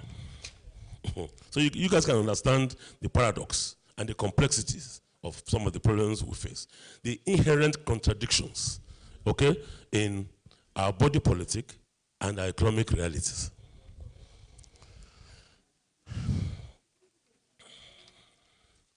So again, lastly, this man, the way he's, sometimes when you are giving a speech and you see somebody behind you, that's usually the ADC of the president. But this one wants to be my ADC. Timba beg you for Timba. To back crew laying me, I beg you for him. So the 2026 call to action, we must move from policy to productivity. Too much grammar. The one I said 2 years ago, I'm still saying it now. Goes back to what doesn't get measured, doesn't get done. Again, our journalists who are in the room, channels, play this thing back again in under 1 year, and when you are reviewing it, remember what I said, so that your viewers will say what happened. And channel is what? The channel. See, as I'm giving you good PR now. In conclusion, the 2026 agribusiness outlook is bright, but it is not automatic. It requires a shift from presence to performance. Stabilization, we must maintain the $54 billion reserve floor for us to be able to stabilize for agro inputs. It is important to have that reserve. We must de-risk. In de-risking, we must ensure financial institutions provide funding to the sector at single-digit rates. The likes of Bank of Industry and other DFIs must be single-digit. The banks that are here that have come to announce we can do, when it's time to do. Like like Jerry Ghana said, when you're commander-in-chief, you chiefly command well.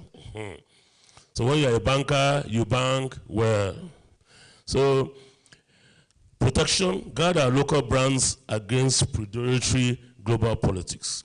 Governments can open doors, but only enterprises can animate growth. The LCCI is the engine room of this growth. Let us stop discussing the potential of Nigeria and start driving its productivity. We have the soil, we have the seeds, and we have the collective will. Nigeria has no time for noise. We have a nation to feed and a continent to lead. I will call the music. Oh.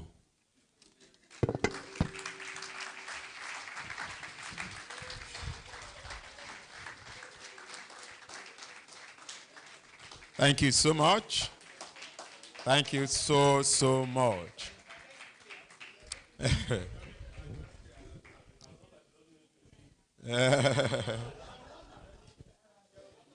All right. Thank you so much. Please, let's have a seat. I will not go to how and why and how he has delivered, but remember what I told you when he was coming up, that is one Nigerian you want to look at again. Once again, thank you so much, Mr. Adefeko. Thank you so much.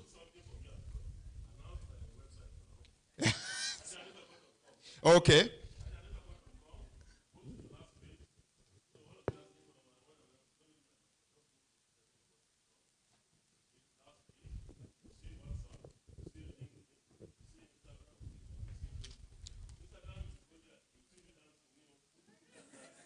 All right.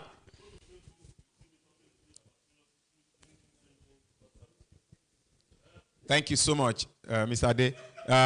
We'd like to just, I'm told he has another meeting in the next few minutes, so we want to just take a photo with all of our guest speakers where he belongs today.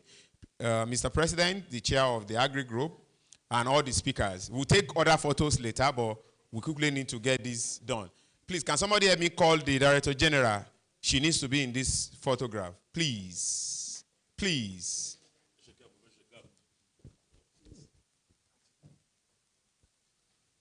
Let's maintain a straight line. Let's move forward a bit. Yeah. Forward a bit? Yes, thank you.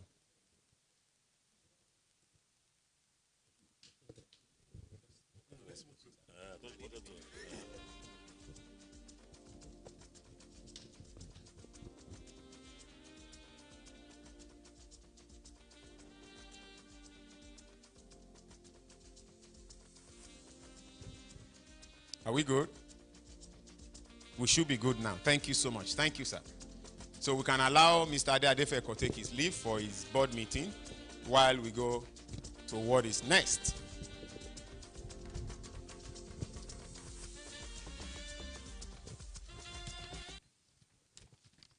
Next speaker, it's one of us in-house, our brother and a very committed member of LCCI.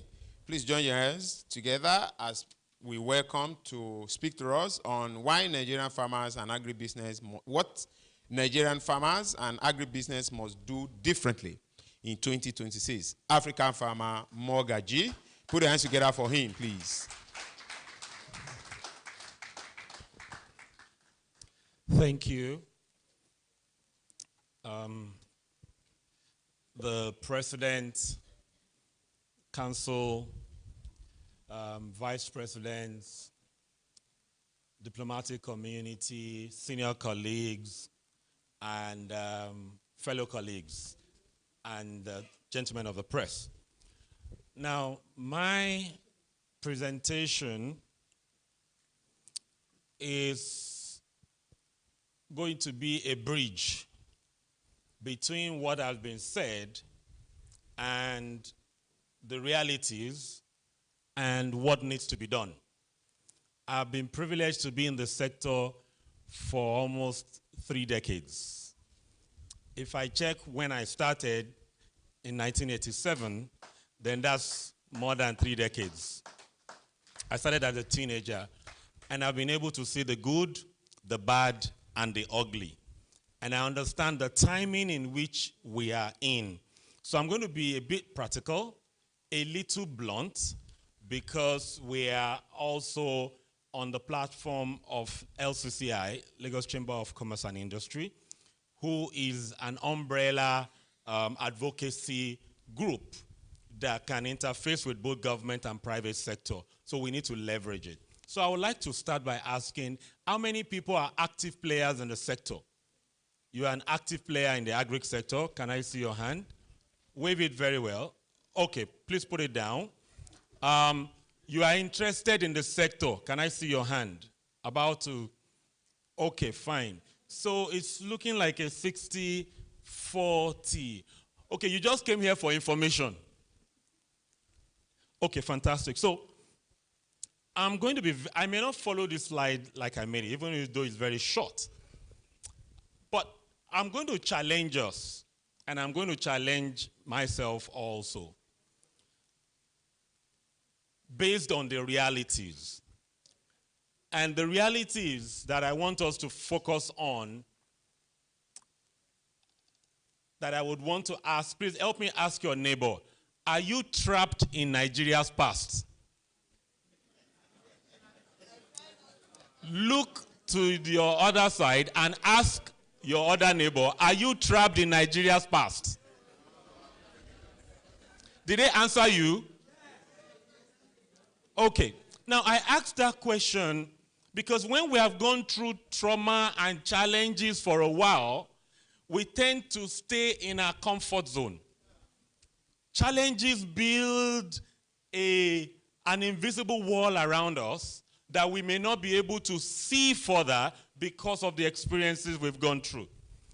There's no challenge, at least, there's no pain that I've not gone through in this sector. Some, maybe in the course of the conversation, we'll talk about it, while some will just keep it for Discovery Channel. So, yes. So first thing first is, let's look at Nigeria's budget. Because my conversation today is around what farmers and agribusinesses need to do differently. Basically, a mindset shift. That's what we're here for. Now, if we look at what I put there is Nigeria's budget and agriculture allocation 2020 to 2025. An overview of Nigeria's total budget versus allocation to agriculture. And the 10% benchmark that was declared and Nigeria signed in 2003. I think that should be 23 years ago, the Maputo Declaration, where Nigeria and other African leaders came together to say, for us to be food secure, for us to be able to feed our nation, every state in Africa, every country in Africa needs to commit at least 10% of their total budget to agriculture for us to be food secure. That was 23 years ago. Now, the reality is what you see here. Now, so, can I move there? Can I move? Oh, fantastic. So when you look at this is the total budget, it's in trillions. Then agric allocation, then the percentage to the budget. The highest we've still seen is less than 2%. But 23 years ago, we signed 10%.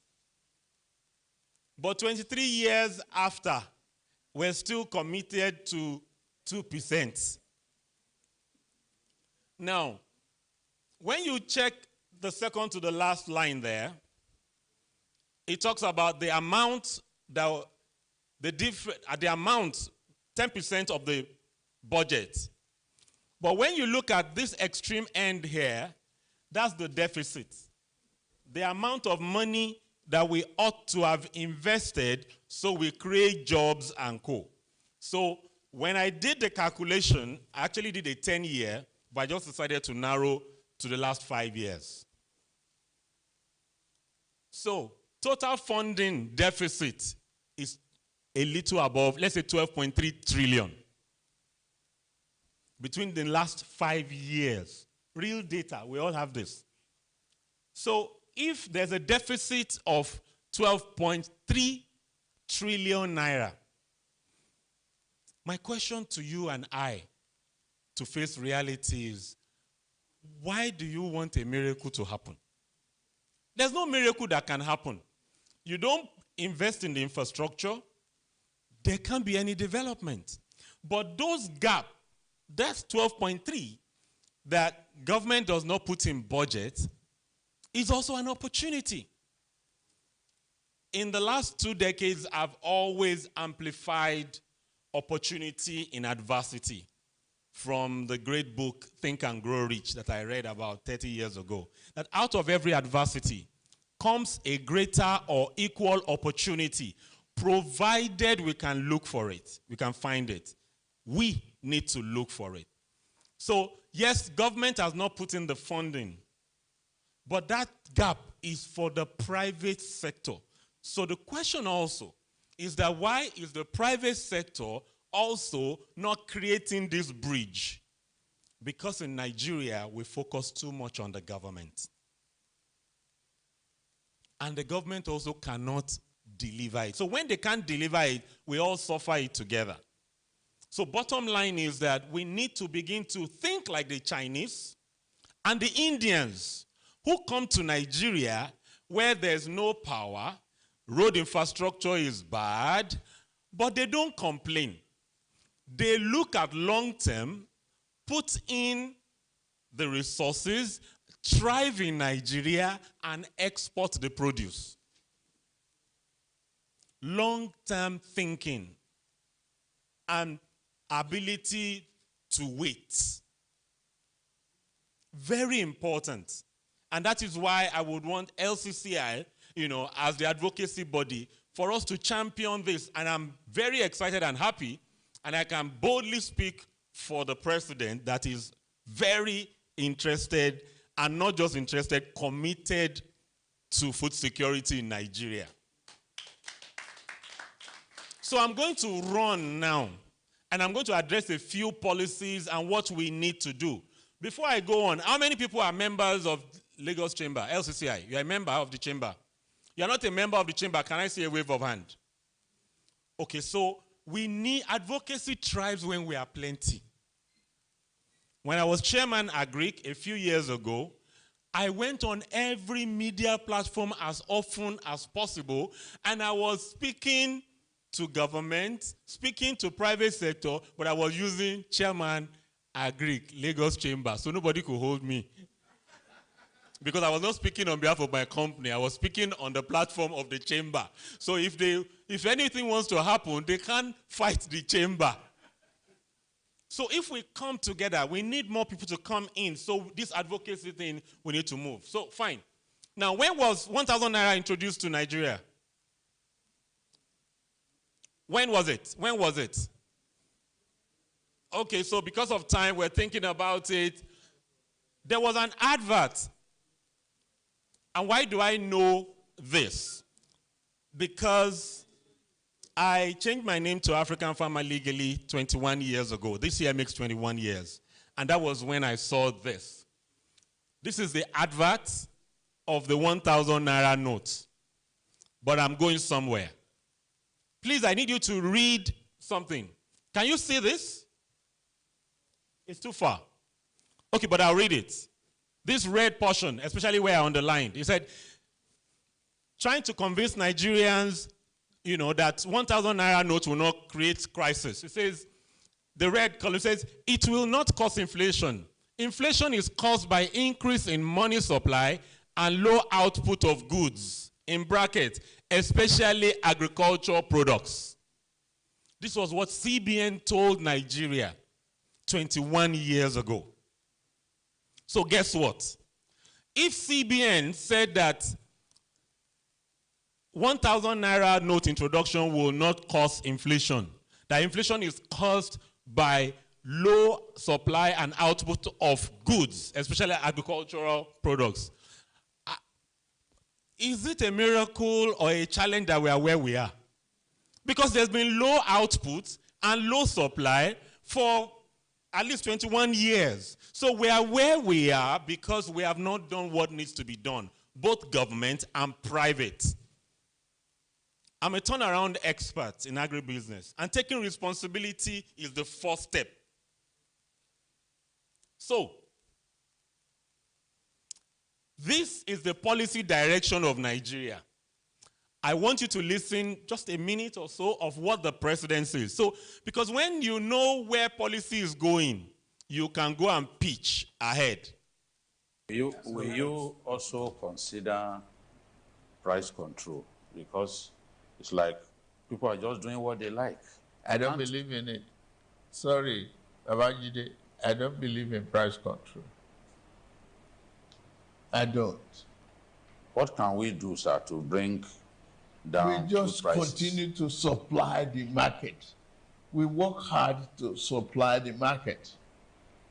But there are middlemen who are making life unbearable for them. Well, they will, you see,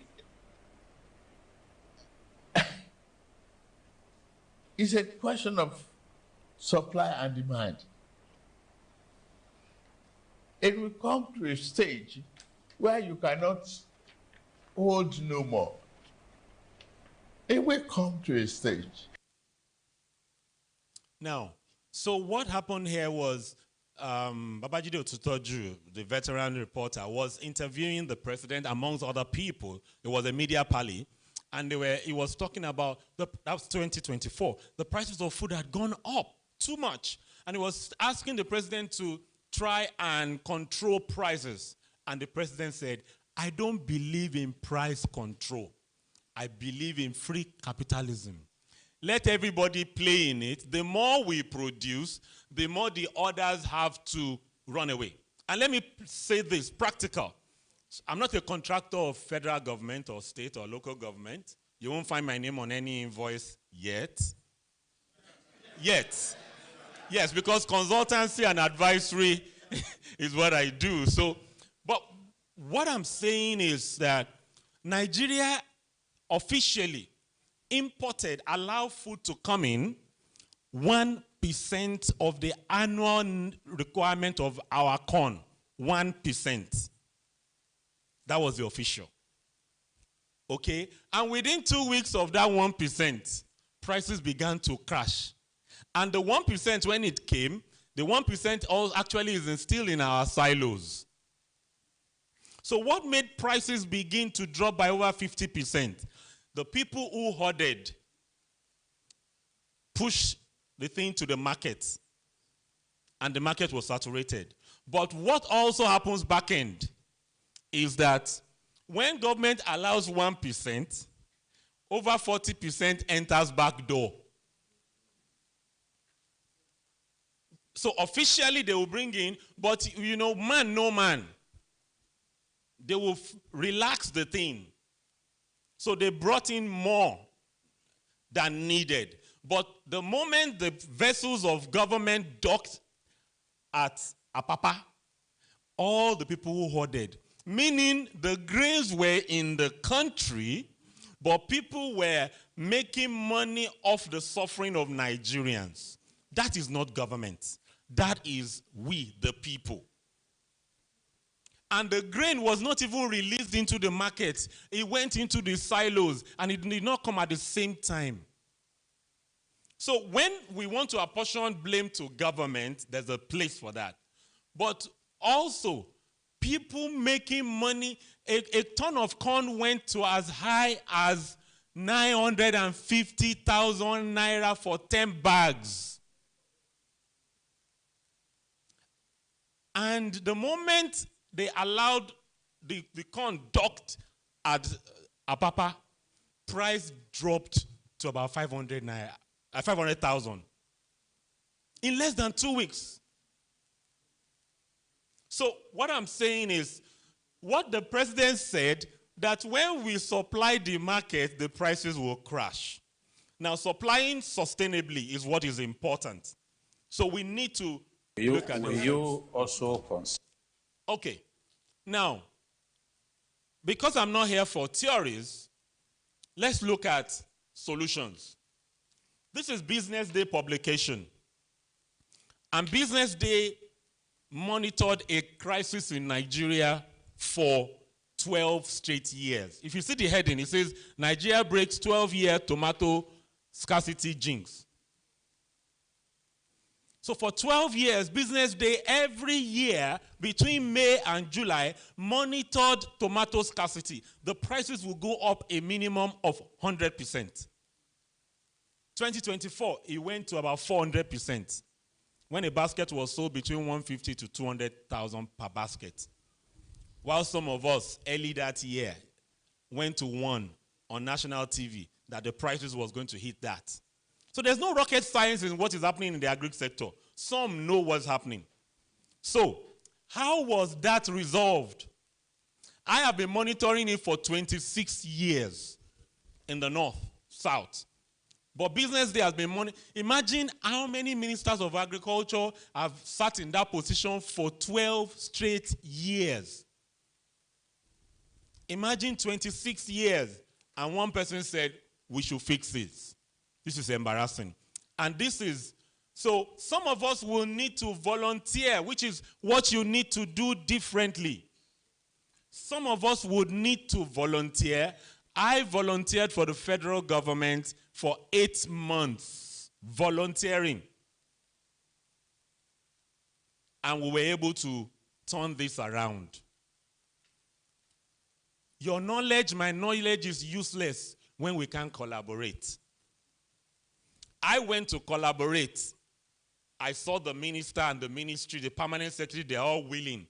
And I went there, share knowledge. And that knowledge stopped a 26-year challenge and a 12-year. Please, can you play the next video? Use the Minister of Agriculture. Please play. Interest. And I'm sure African farmer also, whose collaboration actually worked wonders, that we found a way to stabilize tomato prices that has not been done in the last 26 years. You could all remember last year when tomato was, quote unquote, termed as good, was so expensive. Some places as high as 200,000 naira for basket. But we're happy that this year, during the lean season, the prices of tomato had continued to stabilize. That was 2025. Thank you. So most women knew that the price of tomato did not go up last year. They didn't know what happened. And guess what? Money was not really spent. We only sensitized the people to let them know that you can do 100% margin, but the goal was to sell a basket at 50,000, even though it was predicted to be 200 to 300,000 last year. But we set a 50,000 goal for the best quality, and we achieved the goal. We need to begin to collaborate with government now. We have a government now that is willing to take tough decisions. Policy somersault is the reason why many of us make money this year, lose money next year. But under this administration, policy has been stable. So let us begin to look at what is working in the midst of what is not working. What can we leverage? And by the way, tomato will get a little scarce this year in April and not May. So if you have not bought, go and buy now. Yes, we're still working at bringing it low, but the dynamics of what worked last year is not going to work this year. It changes. That's why agribusiness in Nigeria is like trying to target a moving animal. You want to shoot an animal. You shoot ahead of the animal, so the animal runs into the bullet. If you target where the animal is, you will shoot blank. So, and that's why we need community. That's why we encourage you to join the chamber. So that if you didn't come here today, you won't get this information. Interest. Sorry, move forward. And I'm sure African farmer. Now, so I want to narrow down to a few things on what we need to do differently. So I am pushing Agbado now, agbado.ng. So tomato is not my core product, it is corn. Tomato is a passion that I just wanted, that this thing that farmers were losing money. In 2018, we went to a village called Zambuk. Tomato, you will see farms, it was rotting away. Zambuk village. The farmer, they were selling a basket of tomato for 300 naira. My first exposure to this was 2002 in Jigawa. The farmers just left Adeya Jamari, about 25,000 acres. About 50% of it was tomato. It was just rotting away. So we went, myself and one Mrs. Waneri, we went there and we told the farmer, he said, even if you give me 300, I will collect for the biggest basket. But nobody was buying. So we said, let's take your tomatoes, bring it to Lagos, and whatever we get, we'll give you money. A basket of tomatoes, time we brought it to Lagos, was sold for 1,500. The trailer, we chartered for 500,000. At the end of the day, we now sent 500 naira per basket. We took 2 trailers. 50% of the farm had decomposed. What we took was imagine 2 trailer loads of tomatoes that would have additionally rotted away. We need people who are passionate about sustainability. We need people who have empathy to say that this man must not lose money. Still believe in Nigeria. That is what needs to happen. And that is what we need to do differently. Now with corn, as you begin to look into the value chain, this is the mindset that you need to pay attention to. Now, I'm going to use corn, but corn is applicable to tomato, pepper, watermelon, cocoa, and co. But the mindset, we need a mindset shift. So we have needs in all this. No, I'm trying to go back. Yes. Excuse me. Yes, this. Now, for corn, the national demand for us is about 15 million metric tons.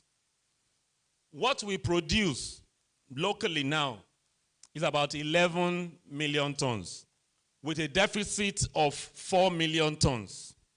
You know, those 4 million tons is big, big, big. So I narrowed it down. That means we need 67,000 trailers. The ones that bring tomato, the ones that bring corn, the ones that bring cows. 67,000 trailers is what we are not producing. And yet this year, the prices of corn went down, that people were complaining. It's not the price of corn that went down. It's the fact that we are not resourceful. It's the fact that we are not resourceful. We need to be more resourceful. So the ogi, has the price of ogi dropped? No. And the price of corn dropped by over 50%. Gari, that's cassava, from cassava. Has the price dropped up to 70% or 50% or 30%? No. The prices drop in the village, but the middlemen still continue making the money. We only need to shift where we call market to distribute more. When they are bringing trailers of watermelon to mile 12, when they bring trailers of watermelon to mile 12, once there's no space to pack again, the prices begin to drop. I used to grow 80 acres of watermelon in 2008, 2009 with irrigation. So the prices begin to drop there, but outside mile 12 and K2, the prices don't drop again. We need more people in the value chain. That's what we need. The more you get involved in the value chain, the better we can sustain the sector. And guess what? If you say they should not produce, what the farmers are currently even producing is not the right quality needed. And even when they produce that quality, the moment they stop producing, the processors run into trouble. So can we have a chain where we care for each other, where we are collaborating with each other, so that the processors don't have to shut down for cassava every 3 years. They practically have to shut down.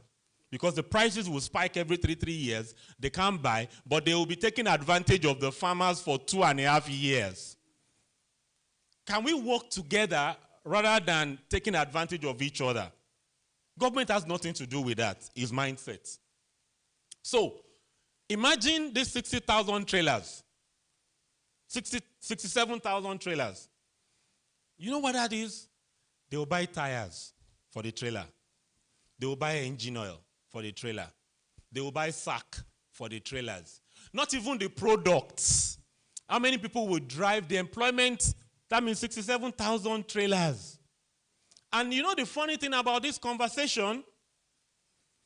This is not, 15 million is not what Nigeria needs. I'm a food security expert. So this is what we need annually. What we need in a reserve should be 5 times of our annual consumption. That is where the money is. That is where the jobs are. So I will wrap up with a few things. And I'm saying corn because almost everybody eats corn in one way or the other. So just to refresh our minds, corn is in aspirin, corn is in penicillin. When you want to strike your matchbox, I hope you know corn is part of what you strike on and on the coat. Cosmetics, glue on every envelope that you glue, there's corn. On your paint on the wall, there's corn. In diapers, sanitary towels, fireworks, soap.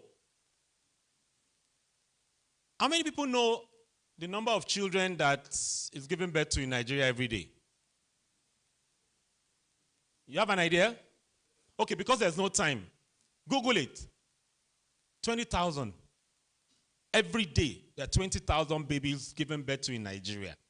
20,000. So in 1 week, 100,000. In 5 days. Let's say there's rest for 2 days. But you and I know there's no rest. So what that means is that any average baby in Nigeria will take Ogi. No matter your tribe, that baby is likely to take Ogi after 6 months for another 1.5 years. Then, once you are over 60, 65, clocking 70, somehow your digestive system begins to change, so Ogi becomes another friend of yours. Corn is never going to leave the market. As long as we are giving birth, we need clothes, corn is there. So in all your chewing gums is corn. Your ice cream, in fact, your toothpaste, the sweetness in your toothpaste is corn. Even your tomato paste. I know many people are not aware. When you buy tomato paste, it is 70% cornstarch, not tomato. And that's where we need advocacy, sir. I volunteered for Nigeria Agribusiness Group, because sometimes when we don't know history, we will not be able to create a change. We worked and researched almost all the tomato processing plants in Nigeria to discover that many of them were not crushing tomato, they import tomato. So under President Buhari, they now increased tariff. But guess what happened? They found a way to ensure that that policy did not see the light of day. How? The policy is that if anything is signed and does not get to the regulatory agency within 90 days, it is null and void. So they kept it until 90 days. That's why the likes of Dangote's and Co. cannot produce tomato.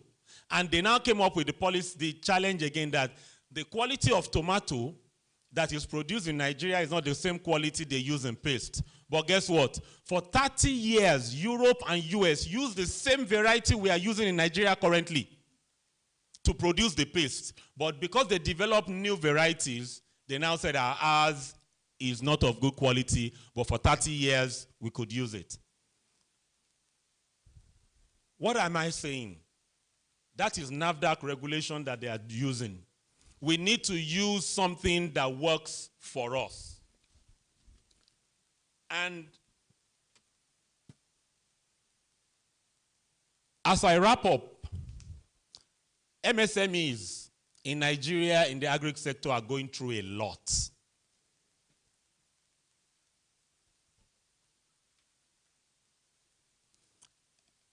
Okay. They are going through a lot. I say this, and I'm not ashamed. I've been privileged to be detained a few times. Yes. No, you see, if we don't tell the truth to others, how will they know the path to take? I am not ashamed. Because many people coming after me, we've helped them not to go through that path. Because when you pay money for tractor, they plow the land with diesel. You pay people who plant. You pay people who spray. All these things, you don't see it. If the crop does not come out or the chicken does not come out for you to sell, you are in trouble. I hit my first 17 million debt in 2009. When I did everything, then was when there was only Xenon oil to take diesel. I had 3 million running around. There was no diesel. And 250 acres of corn around February dried up in my presence. It was insured, but insurance does not cover negligence. And I could not come home to meet my family. So what I'm saying is that from that experience, I now designed that I will no longer do 250, 1,000 acres. We will begin to do it 50-50 every 2 weeks, because it took 3 weeks for us to get diesel. And so models need to evolve. We need to share knowledge. We need to share our pain. Currently in this country, we are wasting our pain instead of cooperating. I want to ask a very honest question. When the president shared fertilizer 2024, how many people applied to get fertilizer, the free fertilizer? How many people applied? You applied to federal. State, no, they gave it to federal from the Ministry of Agriculture. How many people applied to the Ministry of Agriculture to say you want fertilizer out of the one President Tinubu gave out? Guess what? Nobody in this room. No, but it was on air that the president said he was giving out 2.1 million bags of fertilizer. And they gave it out to states, to individual, to private sector. Guess what? We as private sector, many people did not apply. And the few people, I saw it. I was in Abuja, I was volunteering. People who applied to just see if it will work. Some got a trailer, some got half a trailer. Private sector. I want to appeal to you that when you hear that government is giving out this, please apply. It won't cost anything to just write a letter. If they don't give you, at least it's just letter. But if you get it, so we blame politicians, but politicians know how to monitor and they are persistent. 2026 is pre-election year. Please position. If you hear they want to give anything out, please go and get it. And there is irrigation land everywhere. The southern part of the country has not embraced it. Let's speak the truth, though. When they were to develop these schemes, the southern part did not take advantage. They took the money. People don't say this out. I will say it. They took the money. Some other part of the country, they developed their own. We didn't develop it. We didn't see the future. Now the future is that they produce, we consume. But I would like to end because I can't finish this conversation. I want you to please remember that in this Nigeria and in Africa, white pap always comes from black pots. In all of our villages, when they make pap, they make it with firewood. The pot is black. Your cloth will stain, but the pap is always white. The fufu is always white. Ninu koko dudu leko funfun tin jade. No matter how or where Nigeria is today, there is still goodness in the land.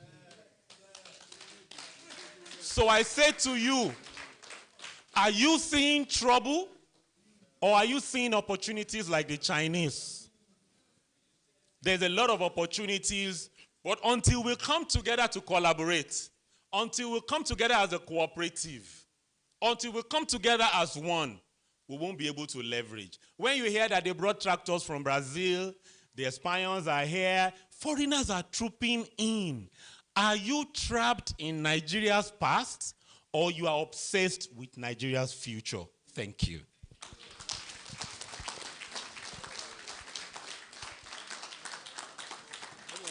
Thank you.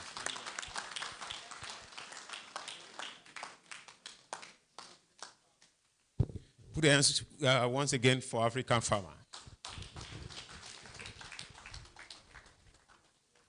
I believe for every one of us who is present here today, we need to connect with him on his social. If you can get his card before he leaves.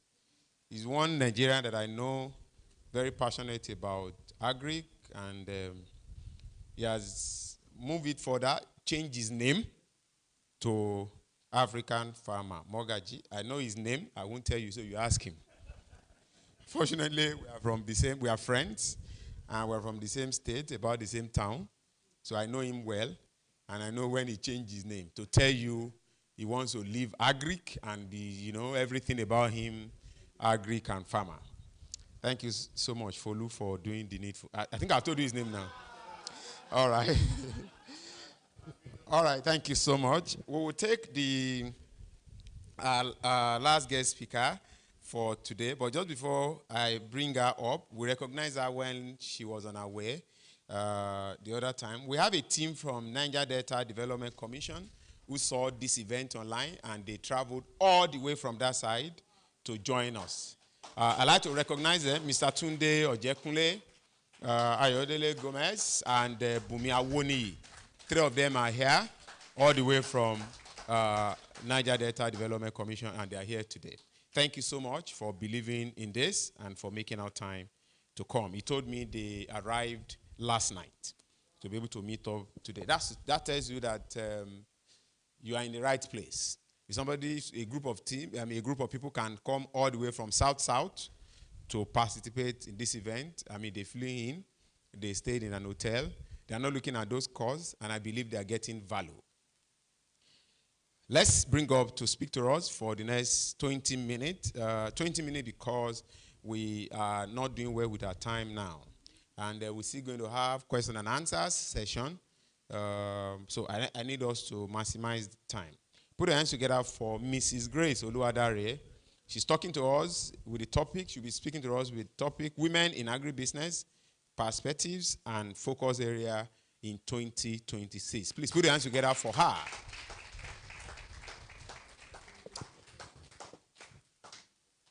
Thank you, ma.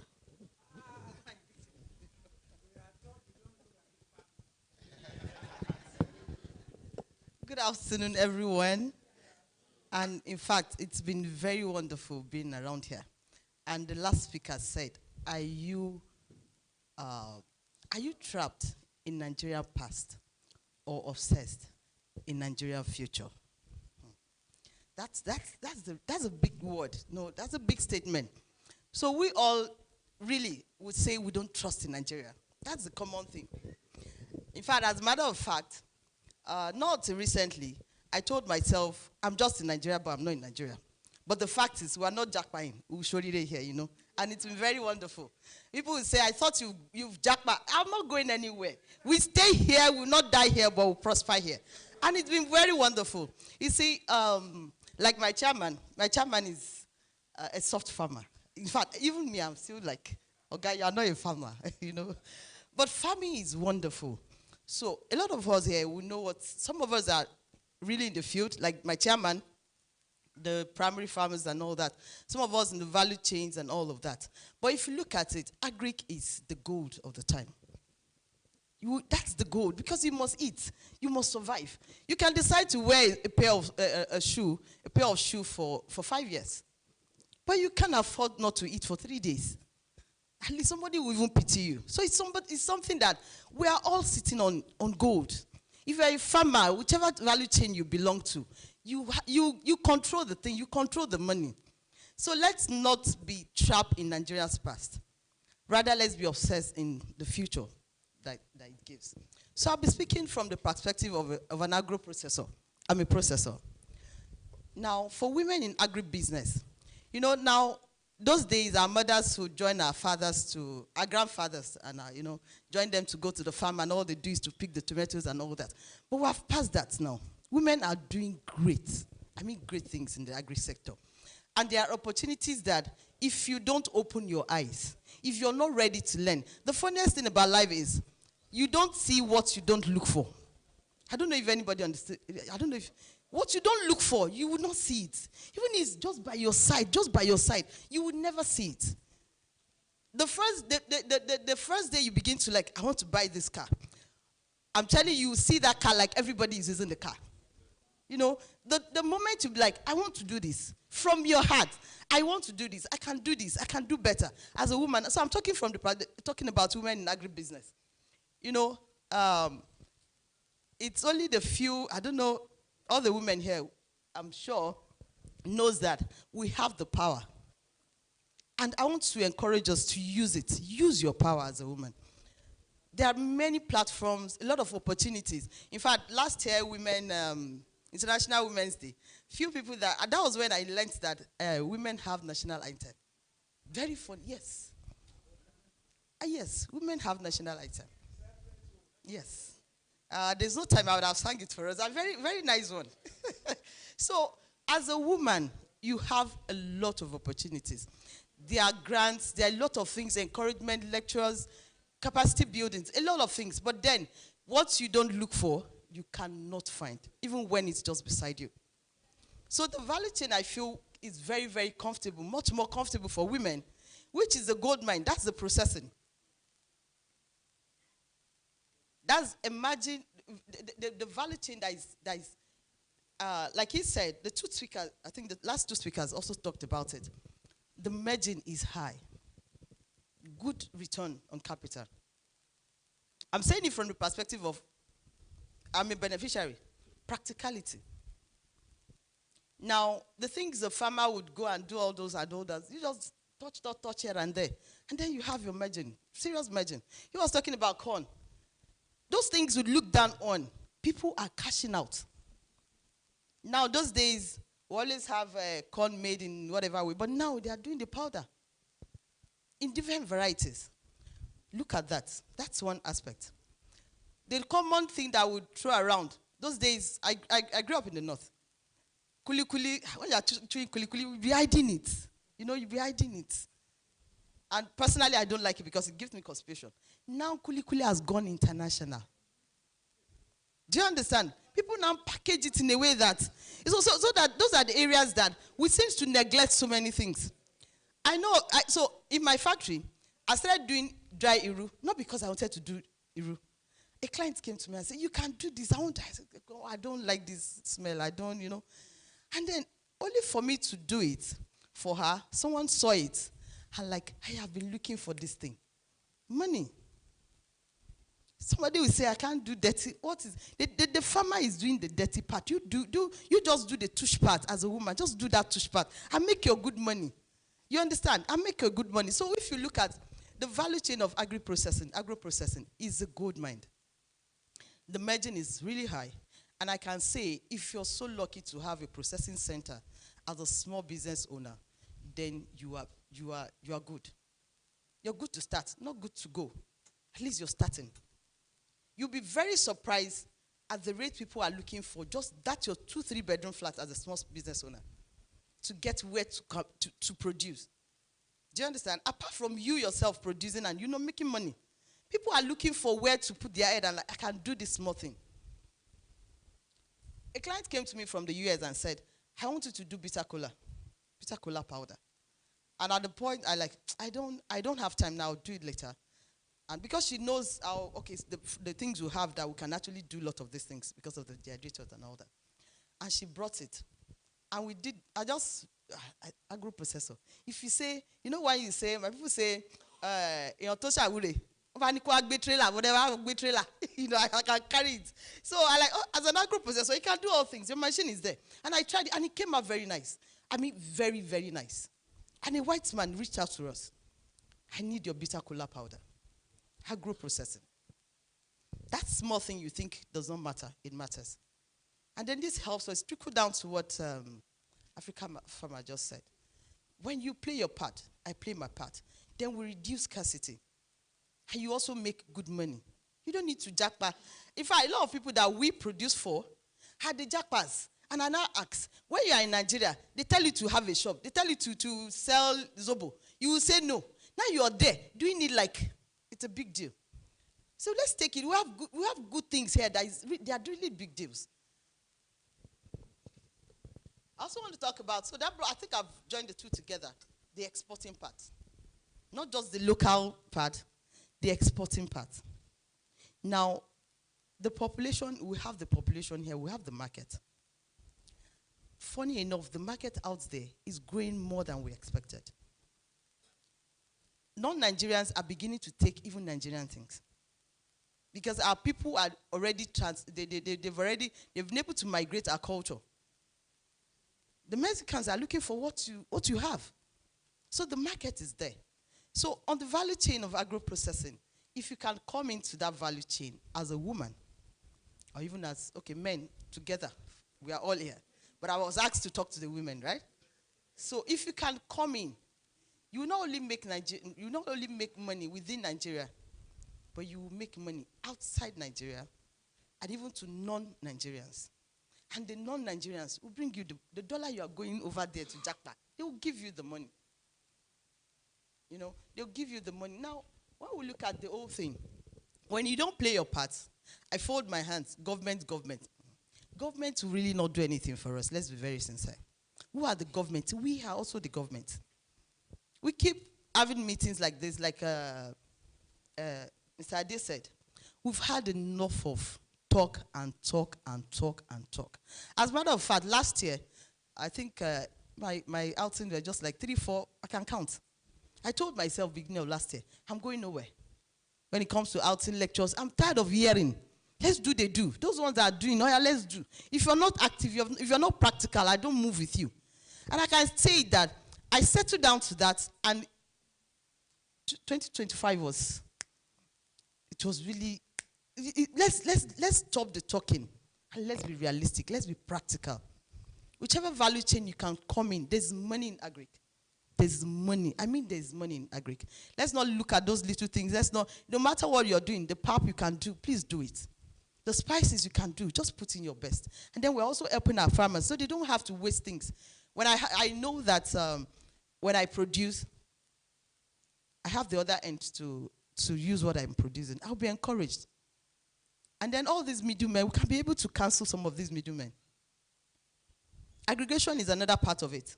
You can aggregate from these farmers, especially the grains. You can aggregate from them. Even if you don't have a processing set, like I don't want to go through the stress of manufacturing and processing, because if you don't get at, no come inside. That's the truth. If you're not ready for it, for the game, don't come in. It can be sometimes very messy, sometimes. But then when you want to do it, I can tell you, you can do it, and you do it well. So this afternoon, I think everything that I have to say has been said. But I'm just trying to emphasize the fact that Agric is gold. We have gold with us. Try and pick every opportunity. That smallest thing you think is not it. In food, food is everything. And it will bring money to your table. Thank you.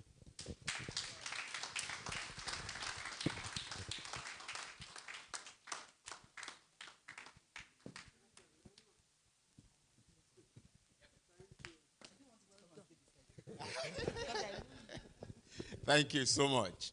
Thank you. You know, when you know the medicine that solves a particular sickness, you are good. So she knows that I will soon come up to stand and be, you know, sorting ADC, and she doesn't want that. So she has just stayed within the time. So we'd like to take some question and answer, some content. So the way we do is I'll give you the microphone. No, I won't give you the microphone. With a raise of hand, I will come to you. So I'll give us numbers. I'll hold the microphone so you ask your question. My name is John. My question is, it is directed at, 3 sentences. After that time, I will take the microphone off you. That way it works. Because if I give the microphone to some of us now, I know some people are pastors, some are sheikh, Abdul Malik Sheikh and all. You want to preach or you want to give us wasi. So, if you have questions, please can you one? Okay, because I know some questions will go to farmers, some will go to Dr. Muda Yusuf. And please remember that our brother Ade Adefeko has stepped out, so keep your questions that are directed at him off you.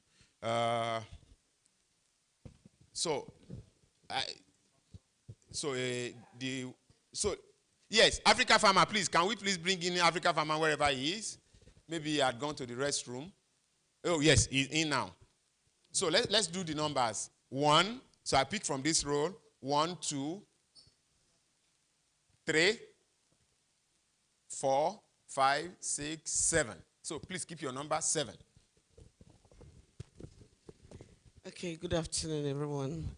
I'm Mboma Kuye. I am an agripreneur. I play in both primary production, crop, and value addition. In particular, in the fish processing. So mine is a major concern.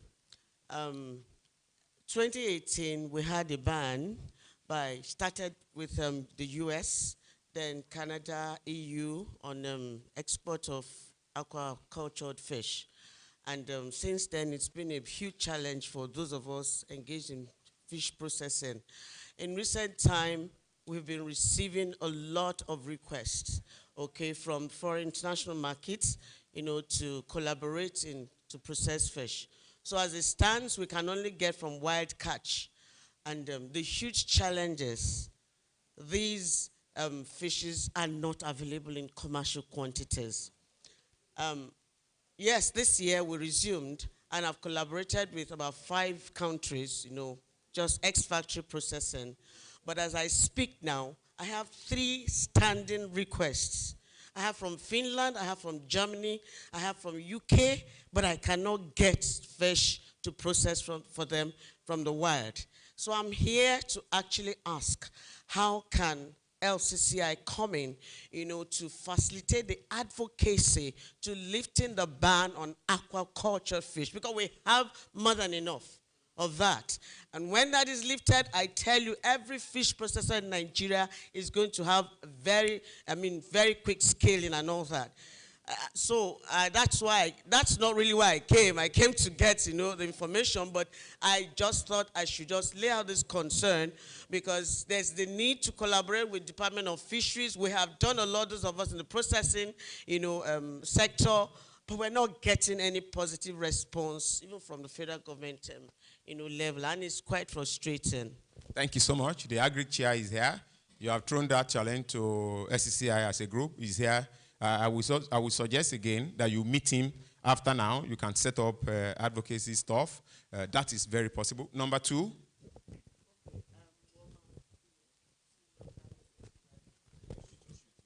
All right, sir. Thank you. I'm Dayo Akinitwe by name. I'm a supply chain expert. So I want to ask, we have been talking about post-harvest loss. We keep hearing. So how best can we solve this post-harvest loss challenge as private people, maybe as a community, as a chamber? How best can we? So we don't have to wait for the government. How can we get this thing solved once and for all? At least we have a reduction in the quantity of post-harvest loss we are having annually. Thank you. Okay. Thank you. Africa farmer might need to take note of that. Number 3, yes. Good afternoon, everyone. I'm Olaniwaju Olakonde. Actually, our emeritus chairman, African Farmer, have actually spoken well. My question is actually directed to him because he has spoken about system collaboration and cooperative itself. So my question is, a lot of people will be living here today and maybe probably not even networking with someone to be sitting beside them. So how is the chamber actually trying to establish a platform that will create system structures whereby somebody, for instance, like me, I'm actually into the agriculture, agro-processing. I process cassava into gari, and I'm actually looking for cassava tuber itself. How can we actually bridge up a synergy between the value chain, whereby we actually have farmers that can actually network with input suppliers, and me being able to have an off-taking agreement with such farmers, and I'll be looking at the market itself. So how can the chamber actually establish a platform for a system structure like that? Thank you. Thank you so much. I think you will be answered, but I think first you need to become members of the chamber, but the Agri Chair is here. He will tell you what to do and how that can happen. Number 4, right? Good afternoon, everybody. I'm Shita Kajolu, catfish producer. Because my question is, how do we get off-takers for our produce? Because most of these middlemen, they are the ones dictating the price. And so farmers are losing at the end of the day. So how do we get the off-takers for catfish and other products? Thank you. Thank you, ma. To be answered. Number 5, right? Good afternoon. My name is Jara Gumbi. I run a small agri-tourism and food production site in Agege. My question has to do with when youth are involved in agriculture. As you know, we're starting smaller. We're not starting with hundreds of acres. We're starting much smaller. How do we secure at that size our off-takers to ensure that our business doesn't die within our first 3 cycles? Thank you, sir. It will be answered. Number 5. Number 6, sorry. My name is Felix Oyediran. My question is to the banks, the Sterling Bank and the other bank. Yes. Getting finance for agric is a bit very difficult, especially looking at the 30%, 40% interest rate. Is there any package that is available for farmers and processors and all of that? That's my question. Thank you. Thank you. I want to hope our bankers are still here. Are they still around? Oh. Both of them have left. Okay. Okay, we'll give you contact of Sterling Bank so you can ask directly. Thank you. Sure. Good afternoon, everyone. My name is Ojakule Tunde. The value chain specialist for Livelihood Improvement Family Enterprise, Live ND Project, in conjunction with Niger Delta Development Commission, Federal Government of Nigeria, and International Food and for Development of Agriculture, which is IFAD, NDDC. So far, we have trained and empowered over 32,000 people, youth in the Niger Delta, And what I'm asking, why I'm saying this is because so you can have a broader knowledge of what NDDC, IFAD, Live ND project is all about in the Niger Delta. We cover the 9 states. 3 is being funded by IFAD, by NDDC, and why 6 is being funded by IFAD. Now, the question I'm asking is, we have this incubatee. After they have been empowered, they are pushed into the labor market. And why I'm here is because to sort for partners who are really into the value chain, who want to explore more, because we have the numbers. When you are talking about the numbers, we have the numbers. When you are talking about the funds for the prospect, we have the fund for the prospect as well. So what is LCCI can do for NDDC, Live ND, IFAD coming together? I know LCCI is based in Lagos, but our jurisdiction covers the whole Nigeria because we have what we call the 4 Ps, which is the public, private, partnership sectors. So LCCI is one of the platforms we are looking at and to see how they can come on board and we can facilitate taking the incubators from step 1 to the next level. You know, as we all know, value chain from production to processing to packaging. Now we are looking at, okay, large scale of exporting. And I'm putting this open to every value chain actors in this house that what can you do for us? And they can see any of me, either me or my team. So I would like to also to meet with the LCCI, the chairman. Thank you so much. That's my question. Thank you. Madam, I'll come to you. I believe my agri chair has a lot on his plate today. He knows how to speak English. We believe he will speak enough. You didn't raise up your hand when I counted, but so I want to give you the opportunity. Please, let's just 1 minute. Thank you very much, sir. Okay, my name is Ahmed Ali. I'm the vice chairman for Poultry Association of Nigeria, Ogun State. My question is in line with the first question about catfish. Today, we have a lot of chicken coming in through our borders, and it's seriously affecting our own production too. As of yesterday, some of our processors had to shut down. So I don't know what LCCI can do in terms of advocacy to see how we can partner with government, to see how some of these things can be controlled. Thank you. Thank you, sir. Lastly, the woman raised her hand. That question again is to LCCI about partnership and all. I believe the chair can handle all. Ma. My name is Florence. Okay. My question goes to the only female speaker, madam. I think she's on the phone. Actually, I want to know if there's a way you can give a training to the ladies or women on the processing, please. Okay. If it's possible for who are into, training. So,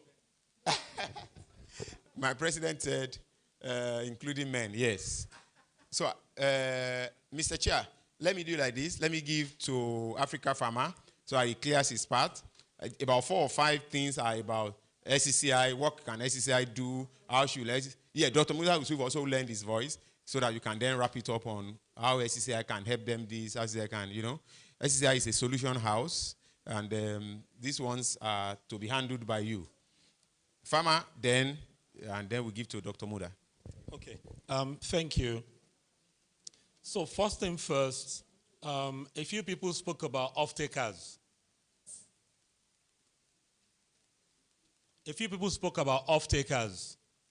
Please get this straight. I'm not going to pancake it. If you are having an off-take problem, it's the signal that you should not be in production. You have identified that off-taking is a problem, people that will buy. So start buying instead of producing. Become a solution to the aggregation of people looking for markets. Pure and simple, there is a need for people producing to have a market. Don't join them. Be buying and selling. The advantage you have is that you have a production background also, so you can leverage it. You just need to do a bit of collaboration. somebody spoke about aquaculture, fish ban. For me, it's basically that we've not connected with a lot of like minds who are selfless. The ban is hurting everybody. So we just need to speak out more. Start a podcast or YouTube channel. You can get 200 fish farmers to talk. And before you do 30 episodes, you will get attention. It sounds, they're too simple, but these are solutions that work. I did one video, and I got in contact with all the policy guys in Nigeria. So please do that. Somebody spoke about chicken coming through the borders. You see, let's put things in perspective. Chicken coming through the border is not the issue. The issue is that your cost of production is high here. Corn is high. Soya is high. All your input is high. If your cost of input is low, you can compete. So it is not the border that is the issue. It is your cost. So what normally happens in the sector, that's why collaboration and cooperative, I'm very big on that. When the maize farmer cannot sell corn now, and they are crying, the fish farmer and the poultry farmer, they are happy. Instead of working together. So after about a year or a year and a half, the table will turn. It will now be the corn farmer and soya farmer smiling and the fish farmers. So we are used to using each other instead of collaboration. If we come together to talk that no, catfish farmer and poultry farmer, our maize brothers are having issues.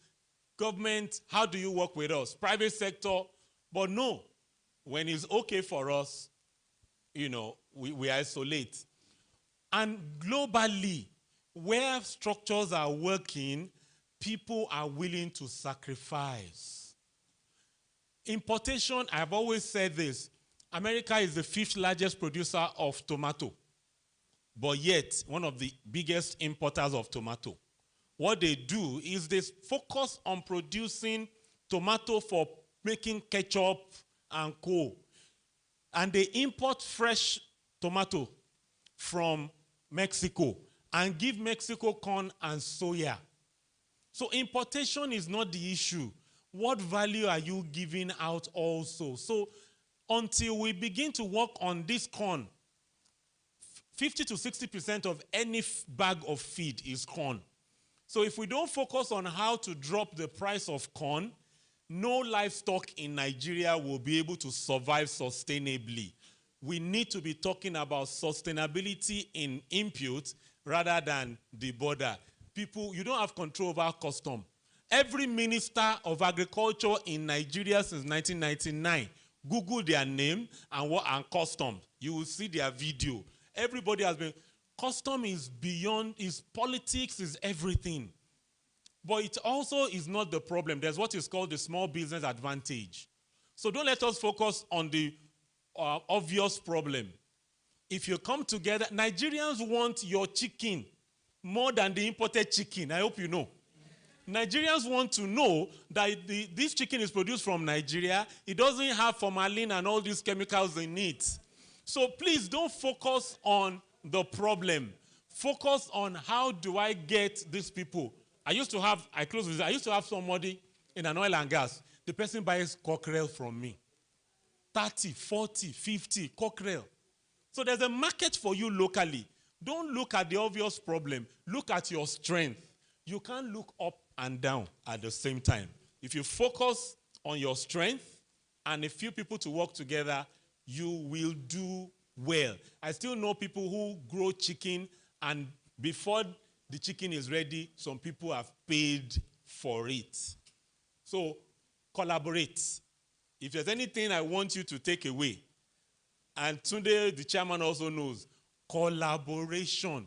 No one can stay alone. You stay alone, you run into crisis. Thank you.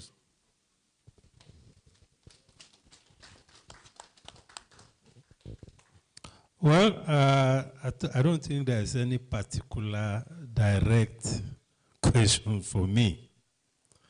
But let me just speak generally about the issue of post-harvest losses.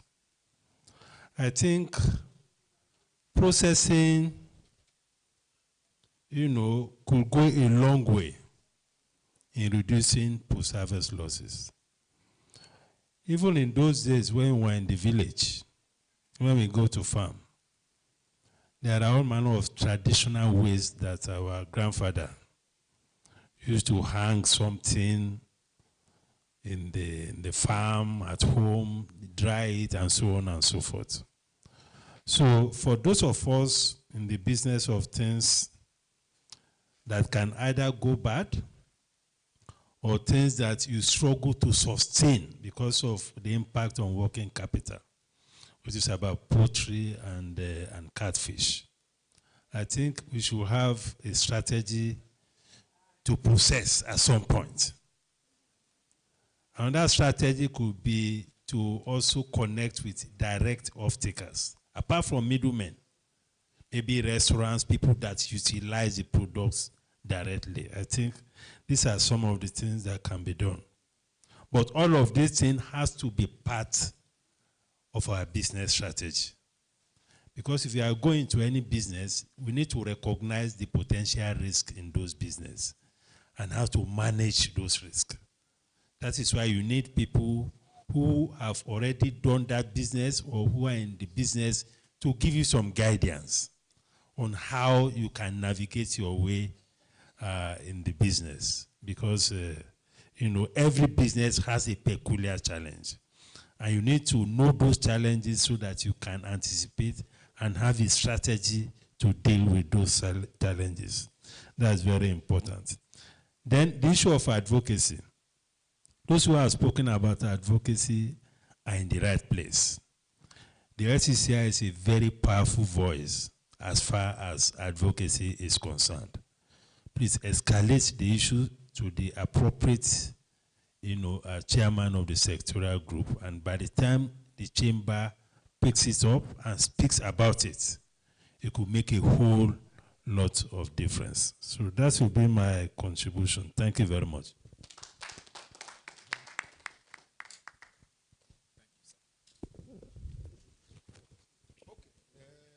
Somebody was asking her if she can organize training or something. Okay.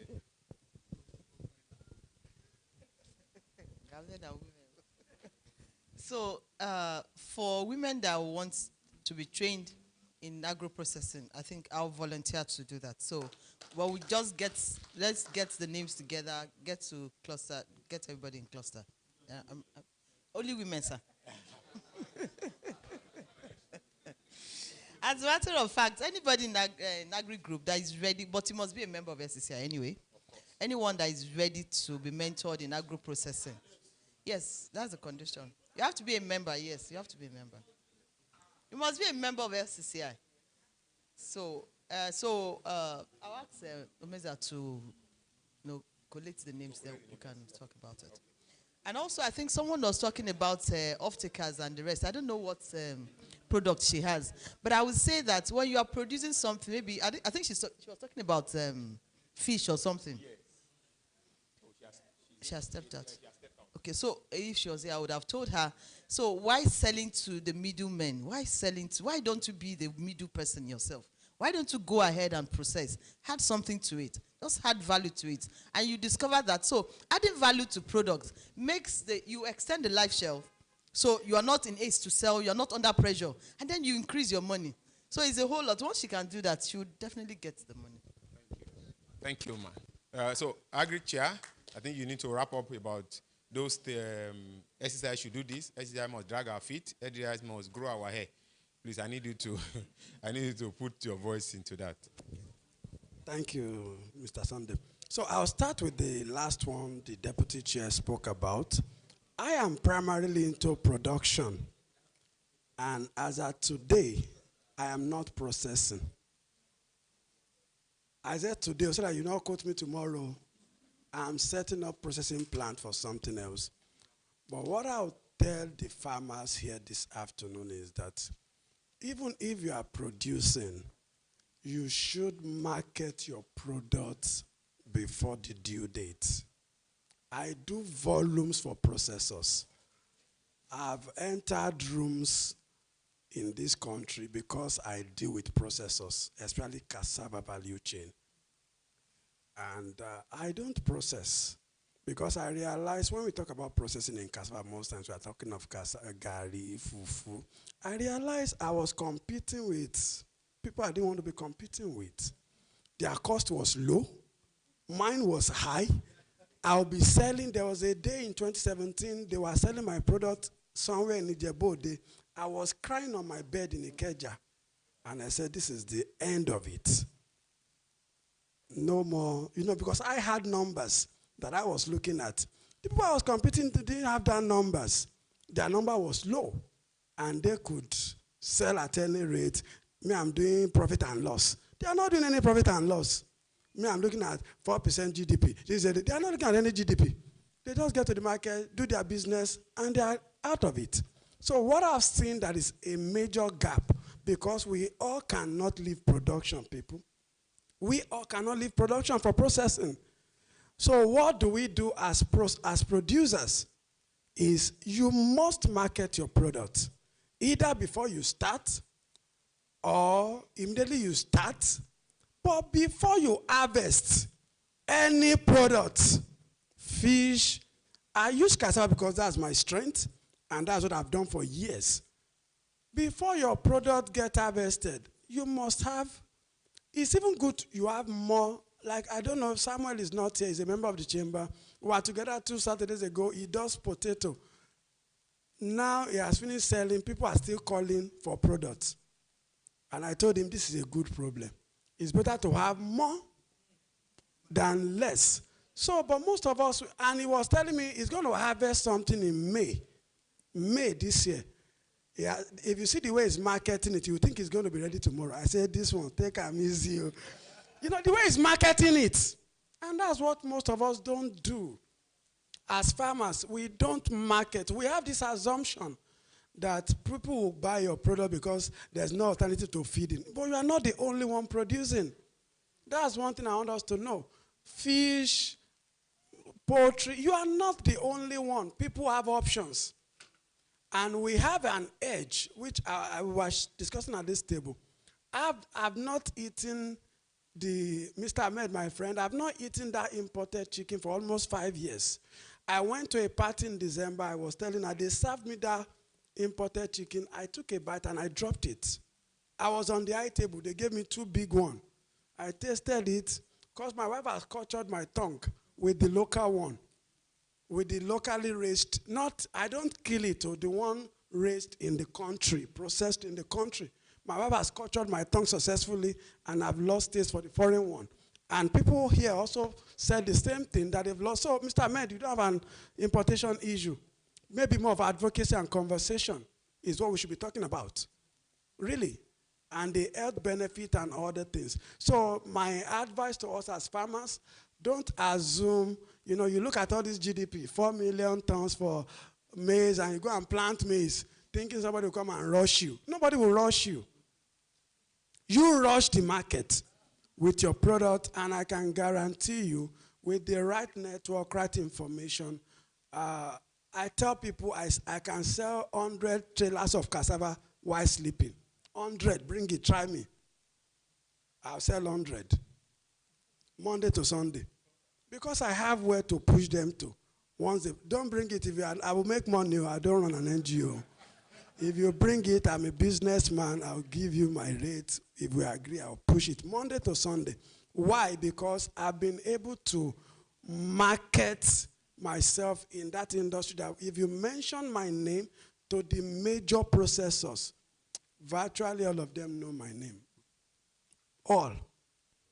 So I can, in Southwest and Edo State, I can push on a Sunday morning. They say they are testing, they don't test my cassava. Once my name is on it, they don't test my cassava. They say bring sample. They don't sample my cassava. Even if it's not on my farm, they don't sample it. My name is the sample. So, sorry if I'm speaking passionately, but I see it as a major gap that most of us as farmers, we don't market our product aggressively. I tell people, except you don't know me, if you know me online, within 24 hours, within 3 days, you know what I do. If you have my WhatsApp number, within 3 days, you know what I do. Because I carry my market on my head. Any platform I am, my market is on my head. So that I don't wait. I'm going to be selling a product in 2029. 2029, I've started marketing.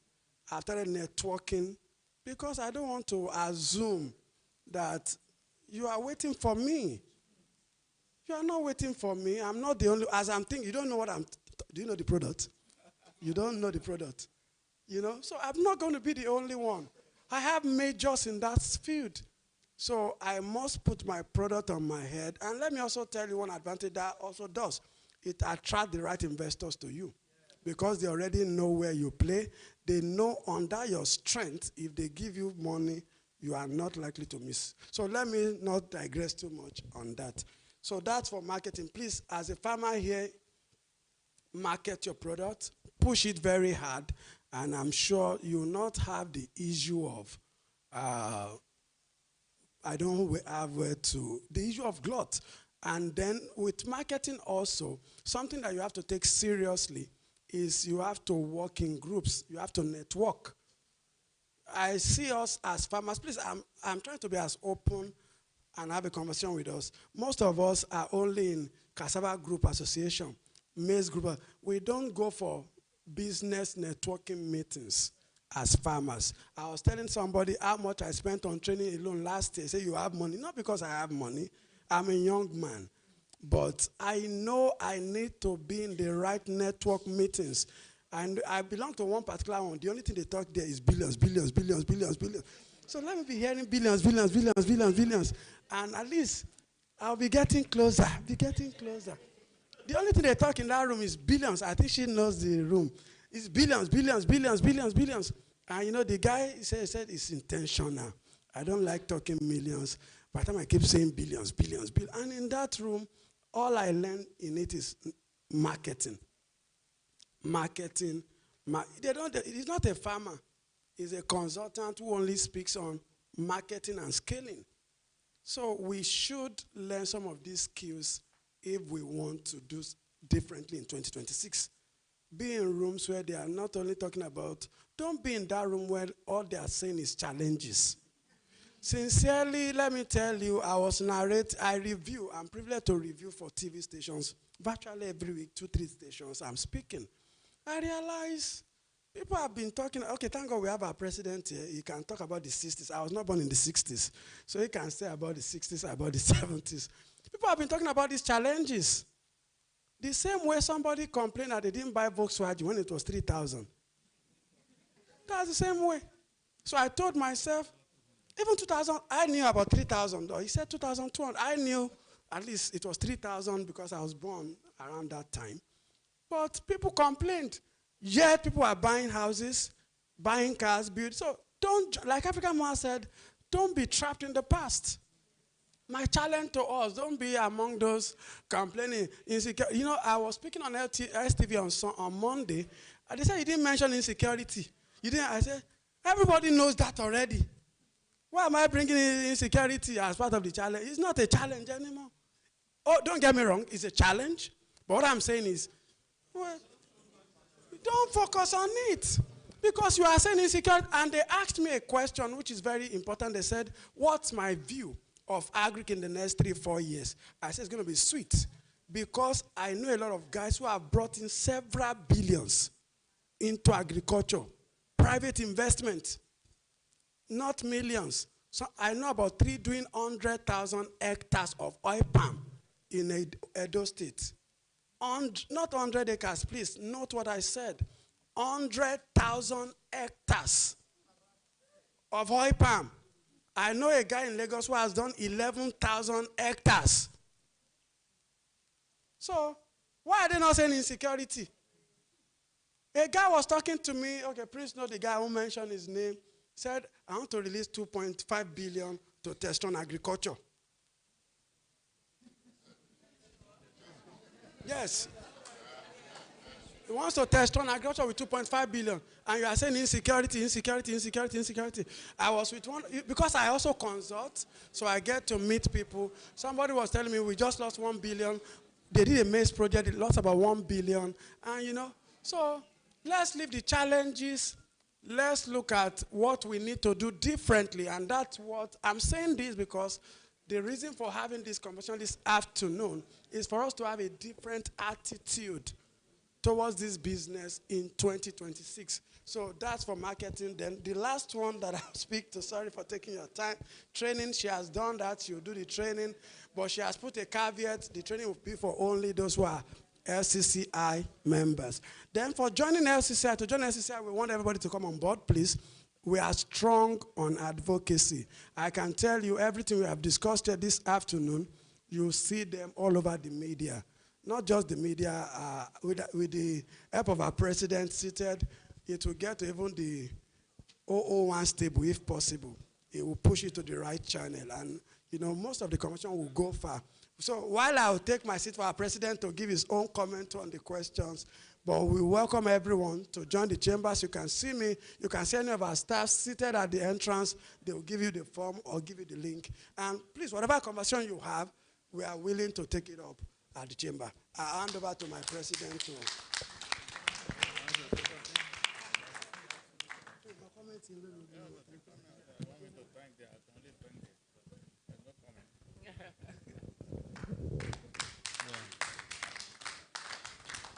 Yeah, what else can I say?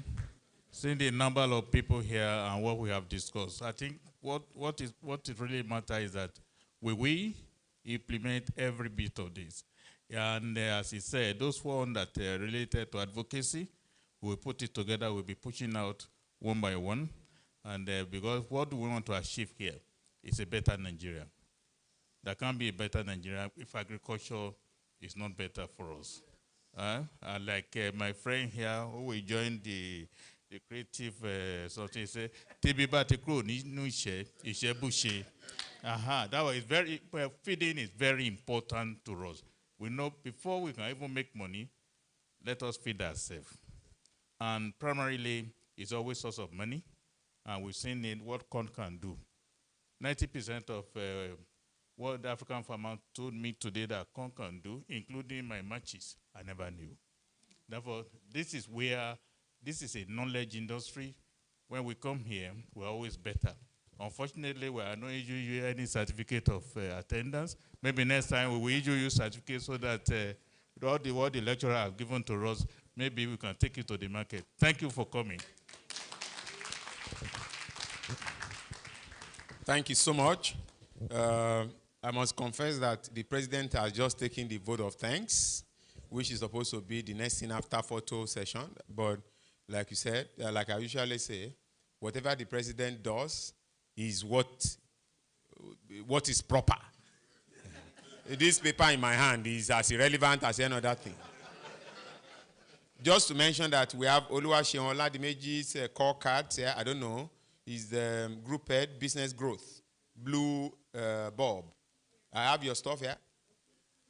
Okay, this belongs to you. I'll be looking for how to get your card, so it's an opportunity. Thank you for the marketing. Okay, for the marketing, could it be a deliberate thing? No. But you didn't capture it, so you can't put it on social media. All right, so I have your card. This is good. It's good for me. So we're going to have the photo session. Please, we'll have the president and the leadership of the chamber here present, the groups, chairmen of groups that are here, and our speakers, guest speakers that are around. Let's take the first set. Emabo.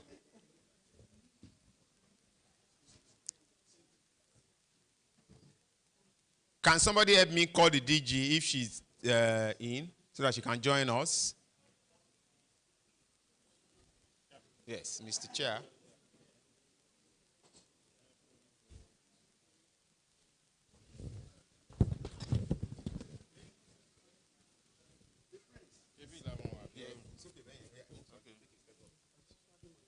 have it like, let's have our president is blessed. No, it's okay. Let's have good.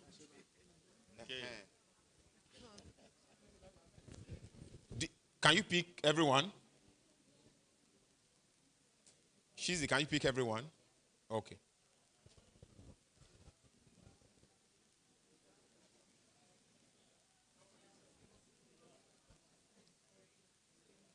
Thank you so much. Thank you so much. Mr. President, see, hold on. I'd like the team from the NDDC to please join the president. I want to give you the privilege. Our friends from NDDC, please can you join the president? I want to give you the privilege from NDDC. Please, let's have a shot with the president, just to honor you and the fact that you came all the way from far distance.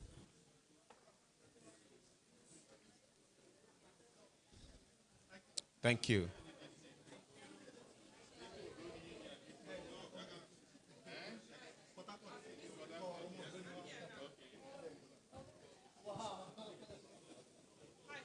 So let the DG be in the middle. Yeah. Let's have this.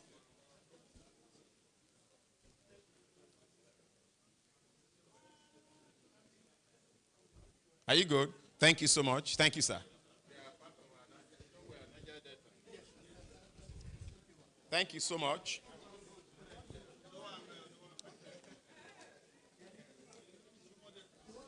Like I said earlier,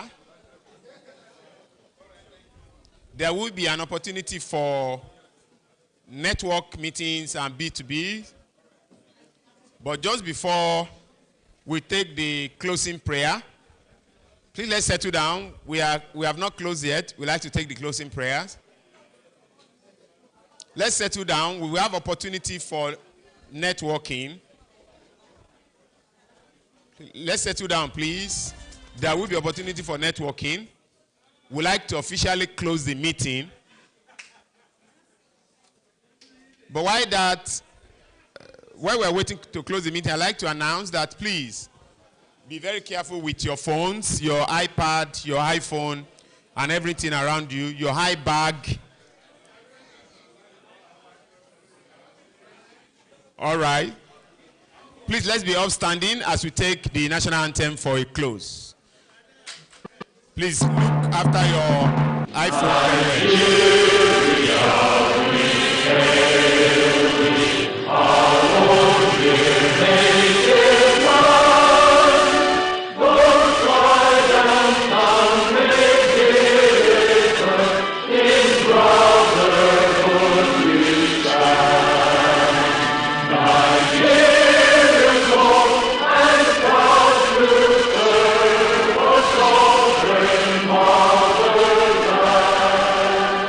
Thank you so much. We can then continue the networking session now. You are free, but please be mindful of your bags, handbags, iPhone, shoes, everything you have. Please keep them diligently safe.